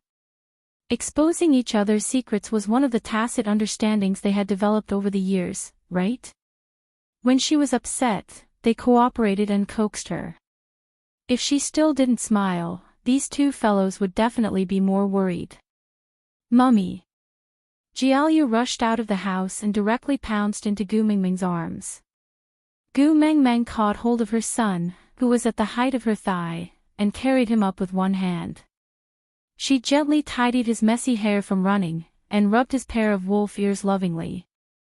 Out of the three sons who had evolved into half-orcs, Rigiola's evolution was the worst. Other than having a pair of wolf ears, he still had a tail that had not evolved. Gu Mengmeng guessed that it was because Jiaoyu was the most affected by her genes that his evolution was not smooth. This made Gu Mengmeng feel very apologetic towards Jiaoyu. If it was because of her genes that Jiaoyu failed to evolve and ended up being a half-orc, what would happen to his life? She didn't even dare to think about it. What's wrong? Gu Mengmeng tried to make her voice sound gentle. She didn't want her emotions to affect the children. Even though the children were so sensitive, she still hoped to minimize the impact. Jiaoyu's thoughtfulness was just like Gu Mengmeng's in the past. His deep amber eyes were like the warm sun when he smiled. His young face had the unique innocence of a child and he smiled innocently and warmly. "I eavesdropped on your conversation just now." Jiaoyu covered his little mouth and secretly told Gu Mengmeng this little secret. His eyes were filled with pride and some joy. Gu Mengmeng felt a little unreasonable and didn't understand what Jiaoyu meant. She just said softly, "It's not right to eavesdrop on others." Jiaoyu blinked his eyes and tilted his head to look at Gu Mengmeng. "Why not? Daddy Leah said that we should try our best to grasp all the details so that we can control the situation to the greatest extent and protect Mother." Gu Mengmeng turned to look at Leah. Leah cleared his throat and tried to clear his name. "But I didn't teach him to eavesdrop." Jiaoyu frowned and pouted his lips. He looked at Leah with a threatening gaze. Leah gave in and leaned forward, whispering, "Don't betray me, I will teach you the art of deduction." Jiaoyu then nodded in satisfaction, before smiling sweetly at Gu Mengmeng. "Yeah, Daddy Leah never taught me to eavesdrop on others." 3 black lines hung over Gu Mengmeng's head. Jiaoyu was now in her arms, and after integrating Snake's abilities, her hearing was extremely good. Shouldn't he keep this kind of under-the-table operation a secret from her? Wouldn't it be too fake if she pretended not to hear him when he was so close to her ear? Chapter 6:14. Gu Mengmeng watched as Jiaoyu used his 2 little hands, which could barely reach his ears, to press his ears against his head. His clear big eyes shone innocently like a deer's as he looked at her. She smiled warmly and held Jiaoyu's little hands in her own. So warm. Tell me, after eavesdropping, what happened?" Jiaoyu looked as if he suddenly recalled something. His face lit up with excitement as he asked, "I heard Mummy and Mother-in-law say that they are going to roast meat tonight. Is it the kind with a bonfire? Many people chatting and eating together, and listening to Mummy sing?" Gu Mengmeng shook her head gently and said, "No, it's just a few familiar friends eating together. Without a bonfire and many people, I will not go and sing." Jiaoyu hung his head low, his face full of disappointment. "Oh," Gu Mengmeng used her finger to gently lift Jiaoyu's little face and asked, "Why? You want a gathering with a bonfire, many people and singing?" Jiaoyu pursed his lips and nodded, saying, I could have participated the previous time. It's all that strange snake's fault for abducting us halfway. I only saw mother singing and dancing from afar, and I was so groggy that I couldn't hear clearly. Gu Mingming's heart tightened as she looked at Jiaoyu's disappointed face that looked like he was about to cry. Sweeping her gaze across, she saw Heda, Kanwu, and even the unconscious Qi Xian leaning against the door and peeking their little heads in. The other two little ones immediately shrank back when they saw Gu Mengmeng looking in their direction. After mumbling for a while, they lowered their heads and walked out to stand in front of Gu Mengmeng. When the four of us were trapped in the underground prison, we talked about Mummy's singing and dancing that day the most, and the fragrant roast meat.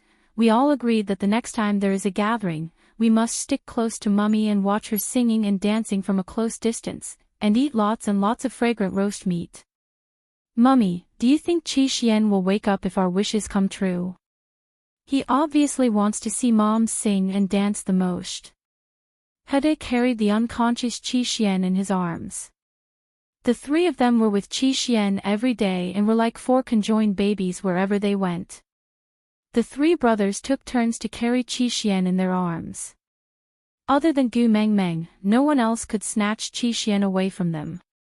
Gu Mengmeng thought that perhaps this kidnapping incident had really traumatized her three sons. Looking at the three pairs of expectant little eyes, Gu Mengmeng did not have the courage to shake her head again. Taking a deep breath, Gu Mengmeng turned to Leah and said, Let's make the arrangements. The whole tribe will gather today and we will have a bonfire party at night. Leah smiled and asked, What's the title? Reputation. Asking the whole clan to hold a bonfire party. There had to be something to celebrate. If she directly said, My son wanted to see it, so I made one, although it was the truth, it was still not very good. Gu Mengmeng gently stroked her ears and said, Celebrating the mating of the messenger of the beast deity and the snow fox tribe witch doctor, is this title enough? Leo was taken aback, his gaze gentle. He pulled Gu Mengmeng and Qi Xian into his arms and kissed Gu Mengmeng's lips, deep, lingering and unable to extricate himself. Chapter 6:15. That night, the bonfire lit up the night sky as the entire tribe celebrated. Elvis and Leah sat on either side of Gu Mengmeng, not even glancing at the rest of the people who came to celebrate. With the previous lesson, Barit and Oriton refused to leave Gu Mengmeng's side at all. The two steel-faced men just stood behind Elvis and Leah like bodyguards. Gu Mengmeng tried to persuade them a few times, but the two refused to loosen up. Helpless, Gu Mengmeng ignored them. The three young ones took turns carrying Qi Xian and running around the bonfire party. They kept sharing with Qi Xian how hot the fire was, how delicious the food was, how Mummy was going to sing soon. They kept sharing all the interesting news to Qi Xian, hoping to wake him up. But even though Qi Xian did not react at all, the three young ones were not discouraged at all. They carried Qi Xian and continued flying around. The snow foxes were in high spirits today, especially those females who had previously had conflicts with the females from Saint Nazaire. Their tails were raised to the sky. It was clearly written on their faces that, see, who is the female that the mighty messenger has his eyes on. Sandy only wanted to reconcile with Gu Mengmeng and did not care too much about it. It was just that Mandy and the other newly joined females had to suffer. They were originally the number one beauties of their respective tribes, but after just a few days in Saint Nazaire, they had to wander from place to place with the rest of the tribe. They had to go through migrations and battles, living their lives in fear. It was not easy for them to settle down temporarily, but they still had to fight with these foxes. Gu Mengmeng saw it all, but she could not bring herself to care. The affairs of the women were a mess. Once they stepped into it, they could forget about getting out of it. If they wanted to make a fuss, let them. Anyway, they would not be able to do anything. As long as it did not harm their foundation, Gu Mengmeng could not be bothered. Wabi walked in front of Gu Mengmeng and looked at Elvis coldly, then at Leah. Then, he kicked Elvis. Go to one side. Elvis frowned. The moment he looked up, his murderous aura had already leaked out. Wabi gave a condescending smile. Elvis's muscles instantly swelled up. Gu Mingming's emotions had made him feel vexed for the past few days, but he did not dare to show it in front of Gu Mengmeng. A snake beast at the peak of the 5th level, right? It was a good time to have a good fight. Gu Mengmeng looked at the two of them in a flash and said softly, "Are you two planning to tear Sauter apart?" A battle between level 5 orcs was not the same as when Nina and her partner bullied Sandy in the past. It would be considered a big scene if a few of them fought until their scalps bled. If Wabi and Elvis were to fight, there would be no need for the campfire party. They could just bring the construction team to a meeting and discuss the rebuilding of Sauter. Upon hearing Gu Mingming's voice, Elvis forced himself to calm down. Without saying a word, he stood up quietly and walked to the side. Wabi looked at Leah and raised one eyebrow. "Your first partner has already left. Aren't you going to be more sensible?"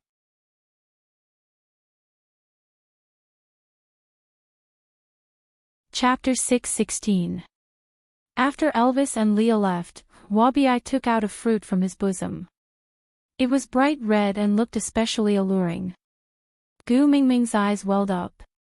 She stared at the fruit for a long time but didn't reach for it. Wabi just held the fruit and looked to the side. "He wanted to pluck this for you the last time, but I plucked the wrong one." Gu Mengmeng remembered that day when Wabi roared at Snake, "If your female wants to eat it, why don't you pluck it yourself?" In the end, he even tried to please Snake and was kicked onto a tree branch by Snake. Wabi saw that Gu Mengmeng didn't reach for it after a long time and was rather impatient. He directly stuffed the fruit into Gu Mingming's hands and said, "This time, you didn't pluck the wrong one. It's the one at the top and the best and biggest one. Hurry and eat it." Gu Mengmeng held up the fruit and bit into it in a daze. The juice spread to every one of her taste buds. It was obviously very sweet, but Gu Mengmeng felt like she was chewing wax. She frowned but tried her best to smile. "Yeah, he has always had good taste. It tastes really good." Wabi turned his head again and didn't look at Gu Mengmeng. He just said coldly, "I will be heading back to the Snake King Valley in a while. I will guard the place he used to stay." Gu Mengmeng nodded. "Yeah." Wabi took a deep breath and continued. "Gu Mengmeng, you guard it." Gu Mengmeng looked up at Wabi. "Guard what?" Wabi kept his head turned and refused to look at Gu Mengmeng. "Guard yourself. Don't get hurt, don't get sick, don't get sad and definitely don't die." Gu Mengmeng was stunned. She didn't understand what Wabi meant.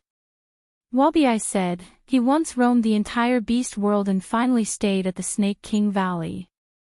I think that is the place he likes." Gu Mengmeng searched through Snake's memories but couldn't figure out how he liked the Snake King Valley. She only knew that he was used to that place and had not come out for 1,000 years. But if he didn't like it, how could he get used to it? With that thought, Gu Mengmeng nodded and agreed with Wabi's words. But Wabi's expression dimmed. "But in order to guard you, he abandoned the entire Snake King Valley without hesitation. So, the one he likes the most, is you." Gu Mingming's hand trembled as she held on to the fruit. She took a bite and pretended that she was busy, so she did not answer Wabi.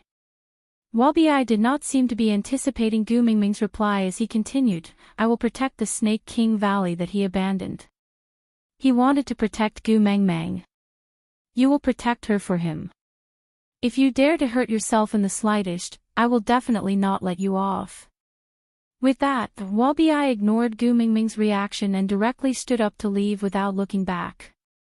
It wasn't that he didn't want to turn around, but he was afraid that when he turned around, he would discover that the familiar pressure didn't come from someone he was familiar with. If that happened, he wouldn't be able to control himself. After Wabi left, Elvis and Leah returned to sit by Gu Mingming's side. They each hugged Gu Mengmeng, but did not know what to say to comfort her. Just as the atmosphere was thick, a snow fox ran over and bowed respectfully in front of Gu Mengmeng. Then, he said, "Great messenger, there's a male outside the tribe who wishes to see you. Should we let him in?" Gu Mengmeng looked up and asked, "What male?" Chapter 6:17. Gu Mengmeng did not have much of a reaction, because from the reactions of Elvis and Leah after she told Sandy about this story, there were probably quite a number of people in this world who believed in Jean. Now that her reputation as the messenger of the beast deity was growing by the day, it was not a new plot for someone to impersonate her old lover. If it was in the past, Gu Mengmeng would have laughed like a pig, or even choked on her own saliva. But now, she just said calmly, "Chase him away, I don't want to see him. He was just a swindler." What was there to see? But in Elvis and Lee's eyes, her blandness had changed. Leah pursed his lips and exchanged glances with Elvis. In just a breath's time, they had already gone through 800 rounds of battle in their eyes. On one hand, this Jean had memories with Gu Mengmeng that both of them did not have. Even Lee's "I prefer to hear you confess to me rather than apologize" was derived from this male. In Gu Mingming's words, that was her first love. With the return of this male, Elvis and Lee's position would be in jeopardy. On the other hand, Gu Mengmeng did not even want to see him, which meant that she was still angry. If he didn't mind it anymore, why would he still be angry? Gu Mengmeng had been in low spirits during this period of time. The two of them had tried everything they could but could not share her worries. Perhaps Jean could. In the end, the two of them reached an agreement. Gu Mengmeng was the most important. As long as it could make her feel better, no matter how painful it was, they could endure it. So, Leo waved his tail and laid on Gu Mengmeng's knee. He looked at Gu Mengmeng with his handsome face and asked, "Why not? Didn't you say, those who pass through the door are guests?" Gu Mengmeng did not see Elvis and Leah exchanging glances above her head just now, so she did not know that the holes in their brains had already reached the ends of the earth. Thus, she just said calmly, "He's just a liar, what's there to see?" Liar, didn't Jean lie to her back then? If not, why would she be picked up by Elvis alone in the lake? Biting his lower lip, Leah held back his jealousy and said, "He lied to my Mingming's people, how can we let him off so easily? I want to meet him." Gu Mengmeng looked at Leah in confusion and did not say a word. Elvis held on to Gu Mingming's shoulders and pulled her into his embrace. He kissed her hair and said, "We know what to do, don't worry." Why should I be at ease? Gu Mengmeng could not understand. Elvis said, "Bring him in." Gu Mengmeng looked at the jealousy in their eyes. She did not understand at first, but now she understood. Forget it, let them be. His emotions must have put a lot of pressure on the two of them recently. It was good to have someone come to their door to relieve their anger. So Gu Mengmeng nodded and the snow fox who delivered the letter turned and ran off, probably to bring the person in. Gu Mengmeng, who was originally lacking in interest, could not help but be curious. What would the first person to impersonate Jean look like? Chapter 6:18. Gu Mengmeng did not know that ever since she inherited Snake's ability, her entire temperament had undergone a huge change. She clearly had a Lolita face, but her entire body was emitting a gloomy aura. She leaned lazily against Elvis's chest, smiling faintly at the males who were approaching her step by step. She did not appear to be perfunctory, but exuded a king's disdain that enveloped everyone. That was Snake's innate temperament, which could not be learned. Gu Mengmeng, as the heir, could at most unleash 80% of it, but it was enough to shock the world. Her gaze was filled with judgment and disdain, as if she was the king of hell, looking coldly at stupid humans. But that round and plump little face gave people a sense of confusion. The most innocent face had the most terrifying gaze. This contrast made people feel an indescribable strangeness, but also an indescribable harmony. Jean had obvious wounds on his body. The most fatal one was an open wound on his chest that stretched from his right shoulder to his left lower abdomen. His flesh was exposed, and although the blood had stopped flowing, it still looked extremely hideous. There were countless other small wounds of different lengths, some were so deep that the bone could be seen. It was as if a large piece of flesh had been bitten off on his leg. Every step he took was painful but tough, and he had imitated the temperament of an iron-blooded special forces soldier very well. Gu Mingming's expression did not change at all, but Elvis and Leah looked at each other. They looked at Gu Mengmeng carefully, probably calculating. With such injuries, would Gu Mingming's heart ache?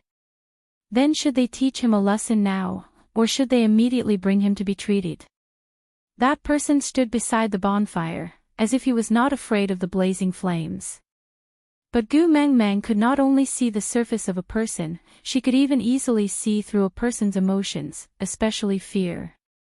Perhaps it was because the people who had appeared in front of Snake in the past 1,000 years had vividly portrayed all the types of fear in the world.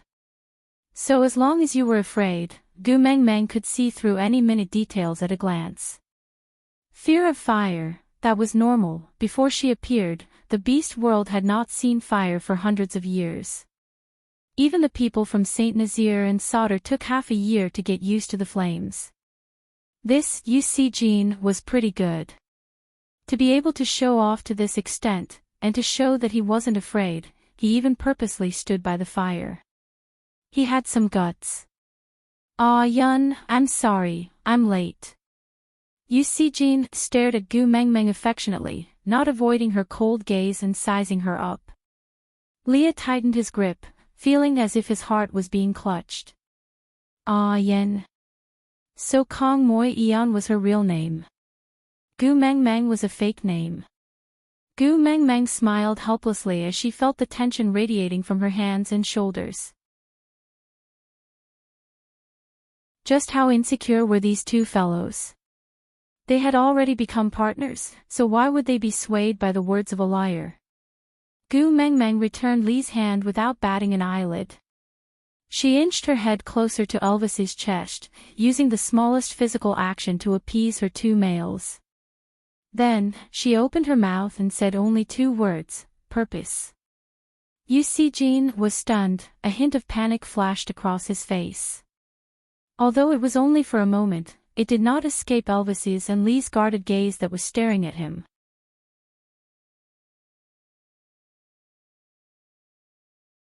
Chapter 6:19.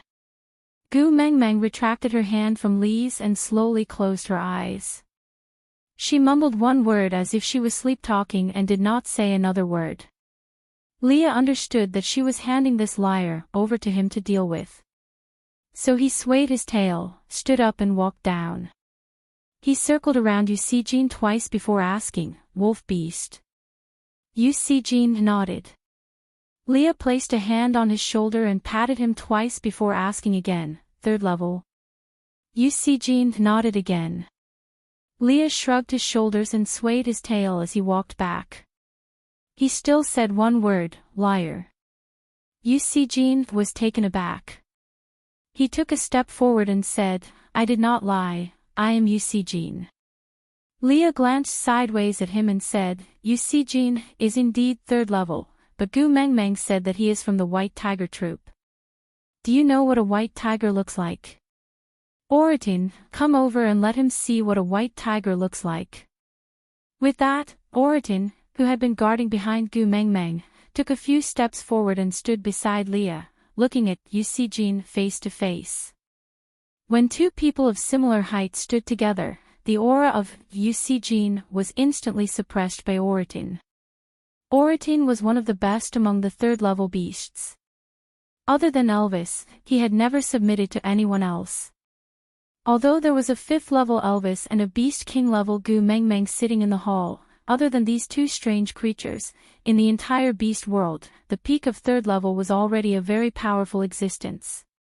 After all, most orcs did not have the chance to mate, so third level was a huge hurdle. And there were many orcs who could not even step into the third level realm in their entire lives. So, not to mention a mere imposter, even if it was Leah. Oratin was not afraid.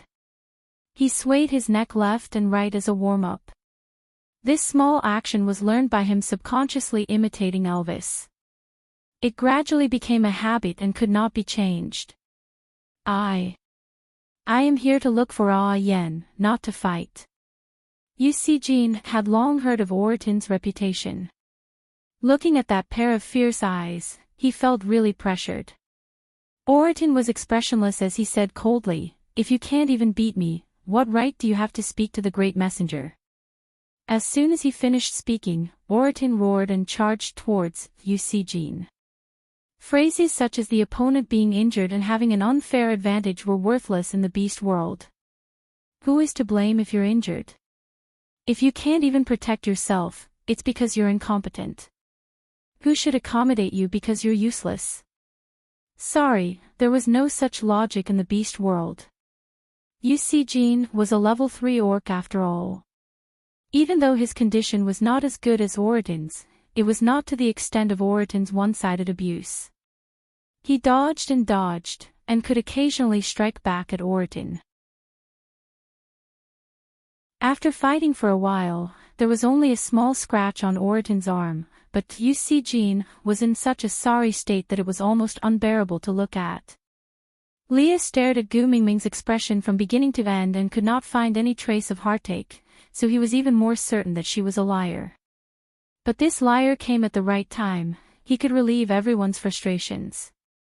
So Leah stood up slowly and said softly, "It's all right, no matter if you're real or fake. As long as you can walk in front of Gu Mengmeng, I'll admit that you're Jean."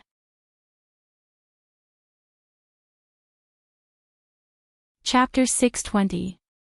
Elvis also slowly stood up from Gu Mingming's side. He took 2 steps forward and stood half a step behind Leah. He staggered his upper body and completely blocked Jean from Gu Mingming's line of sight. Ian flew out of nowhere and circled twice in the air. Then, he spread his wings and flew in mid-air like a half-orc, looking down at Jean from above. It was not an exaggeration to say that Jean felt that there was an impassable iron wall in front of him.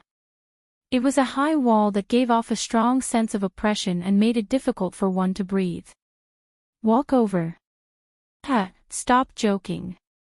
He had no doubt that when he walked past these people and reached Gu Mengmeng, not even his bones would be left. Every cell in his body was afraid.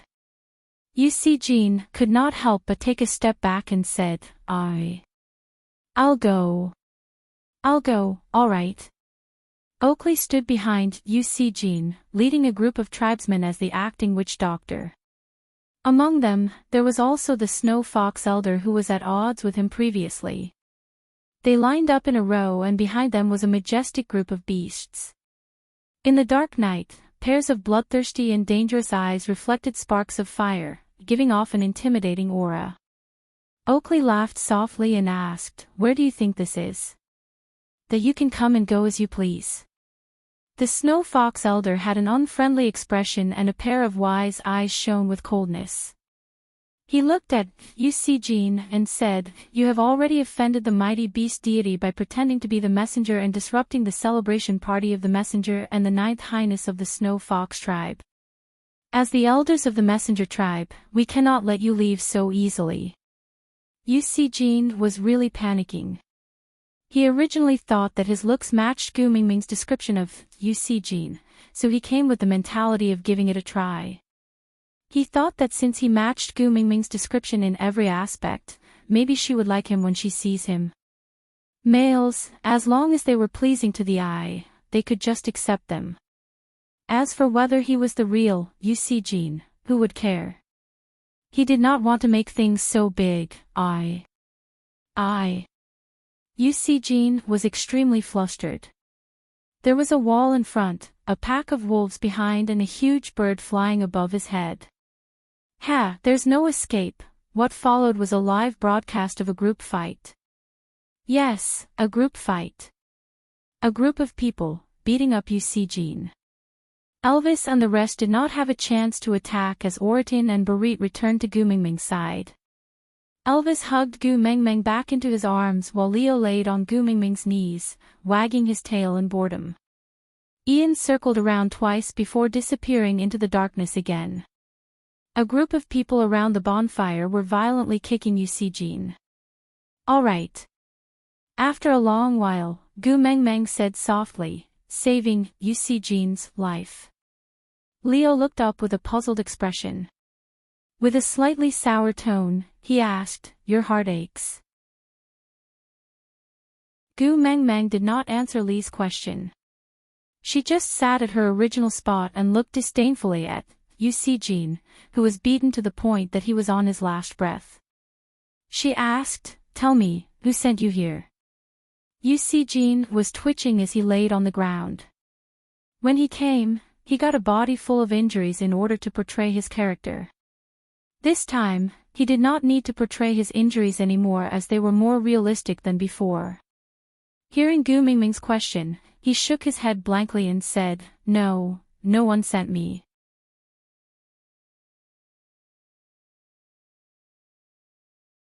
Chapter 621.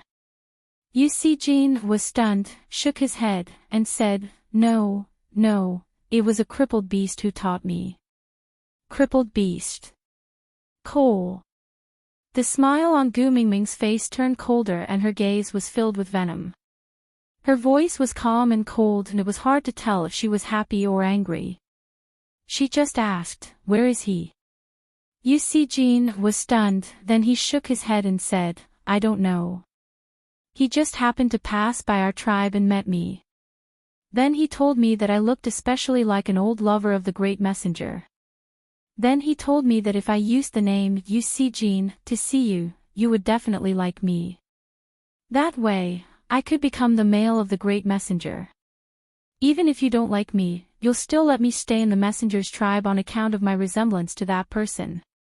Our tribe was too weak in the past, and all the capable males had gone to better tribes to develop, leaving behind only the old and weak. Every year, when winter comes, there would be waves and waves of stray beasts coming to snatch our food. If we don't leave now, we will all be forced to death." Gu Mingming quietly looked at the male who was beaten until his face was swollen and could not even stand up. She slowly spoke for him, "So you escaped and want to seek refuge with me?" Eugene firmly nodded his head and replied, "Yes." Gu Mingming chuckled and asked him back, "Why do you think I will accept a deserter who abandoned his tribe?" Eugene was startled for a moment, then shook his head and said, "I am not a deserter." Gu Mingming leaned back, her two thick tails pressing against her waist like a luxurious sofa backrest, allowing her to borrow strength to sit more comfortably.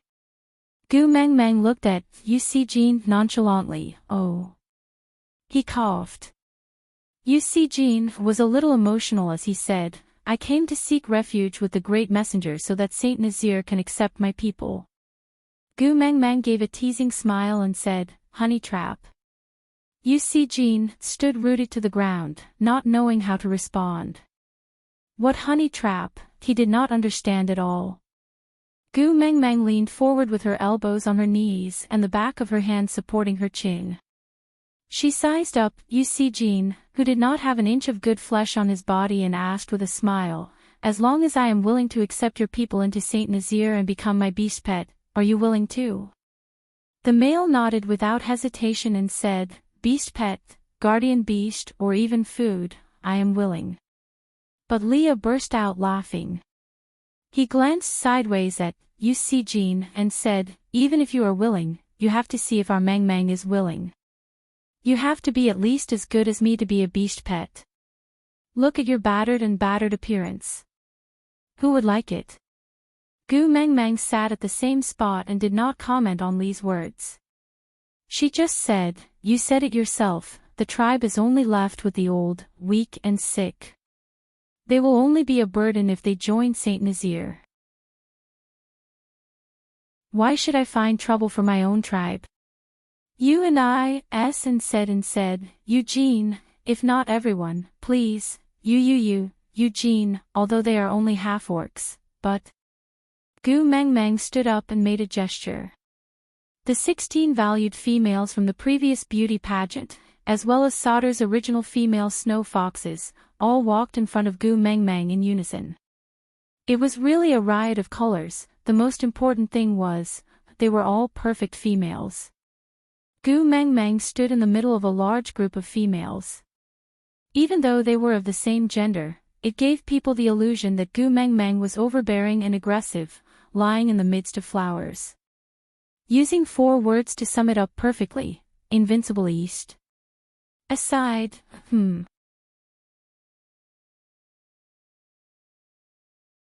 Chapter 622.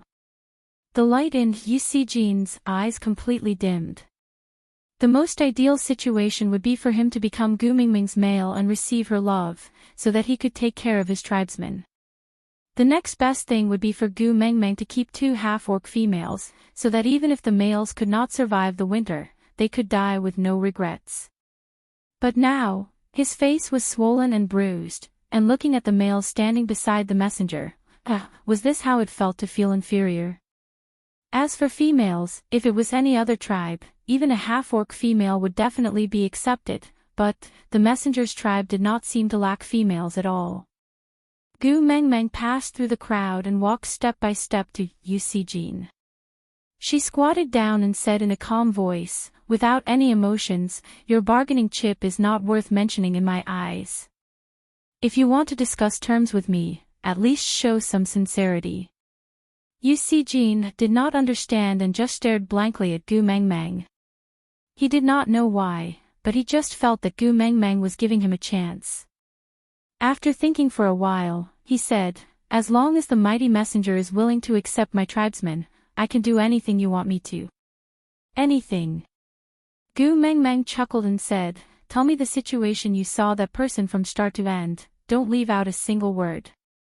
Yusijin frowned and thought carefully, before starting to narrate. "More than 10 days ago, there were stray beasts attacking our tribe. It was him who suddenly appeared and helped us defeat the stray beasts. We begged him to stay in our tribe. Although he was a crippled beast, he was still a 5th-level orc. With him, we would not have to be afraid of stray beasts attacking our tribe again. But he looked very sad and just looked into the distance, saying calmly, 'If I stay, it will be the real danger.' Then, he suddenly looked at me and did not speak. After staring for a long time until I got goosebumps, he then opened his mouth and said that I looked like the messenger's old love. If I wanted to save the tribe, I could only rely on Saint Nazir. Then, I came. Thinking about it, he was really rash. With just a few words from a person whose name he didn't even know, he actually brought his clansmen to this place after a long journey." Gu Mengmeng laughed coldly. Stray beasts attacked the tribe and he just so happened to appear and save the tribe. Cole did not look like a fox with a lay phone personality. Moreover, his mating mark had already been washed away by Gu Mengmeng. He was a stray beast himself. Why would he help the tribe fight against the stray beasts? Could it be that he had directed and acted on his own from start to finish? Gu Mengmeng smiled sinisterly, but she did not tell Yusijin her inner thoughts. She just said coldly, "Didn't he say anything else?" Yusijin frowned, thought carefully for a long time, and said, "Oh, there is. He had even said something very strange, such as, 'If a counterfeit that is closer to the original appears, how long will you be favored?' That was the case. I didn't know what he was talking about. When I asked him again, he just smiled and said, 'I'm just talking to myself.' So I didn't take it to heart." Counterfeit. Gu Mengmeng turned back and saw that Leo was indeed unable to hold back his smile. He even knew about Li's habit of imitating Yusijin to please him, and he even spent so much effort to find an imitation that looked more like Yusijin, just to suppress Leah. You're tuning into the Journey of the Soul YouTube channel. Don't forget to subscribe and join us on this journey to catch the most captivating stories.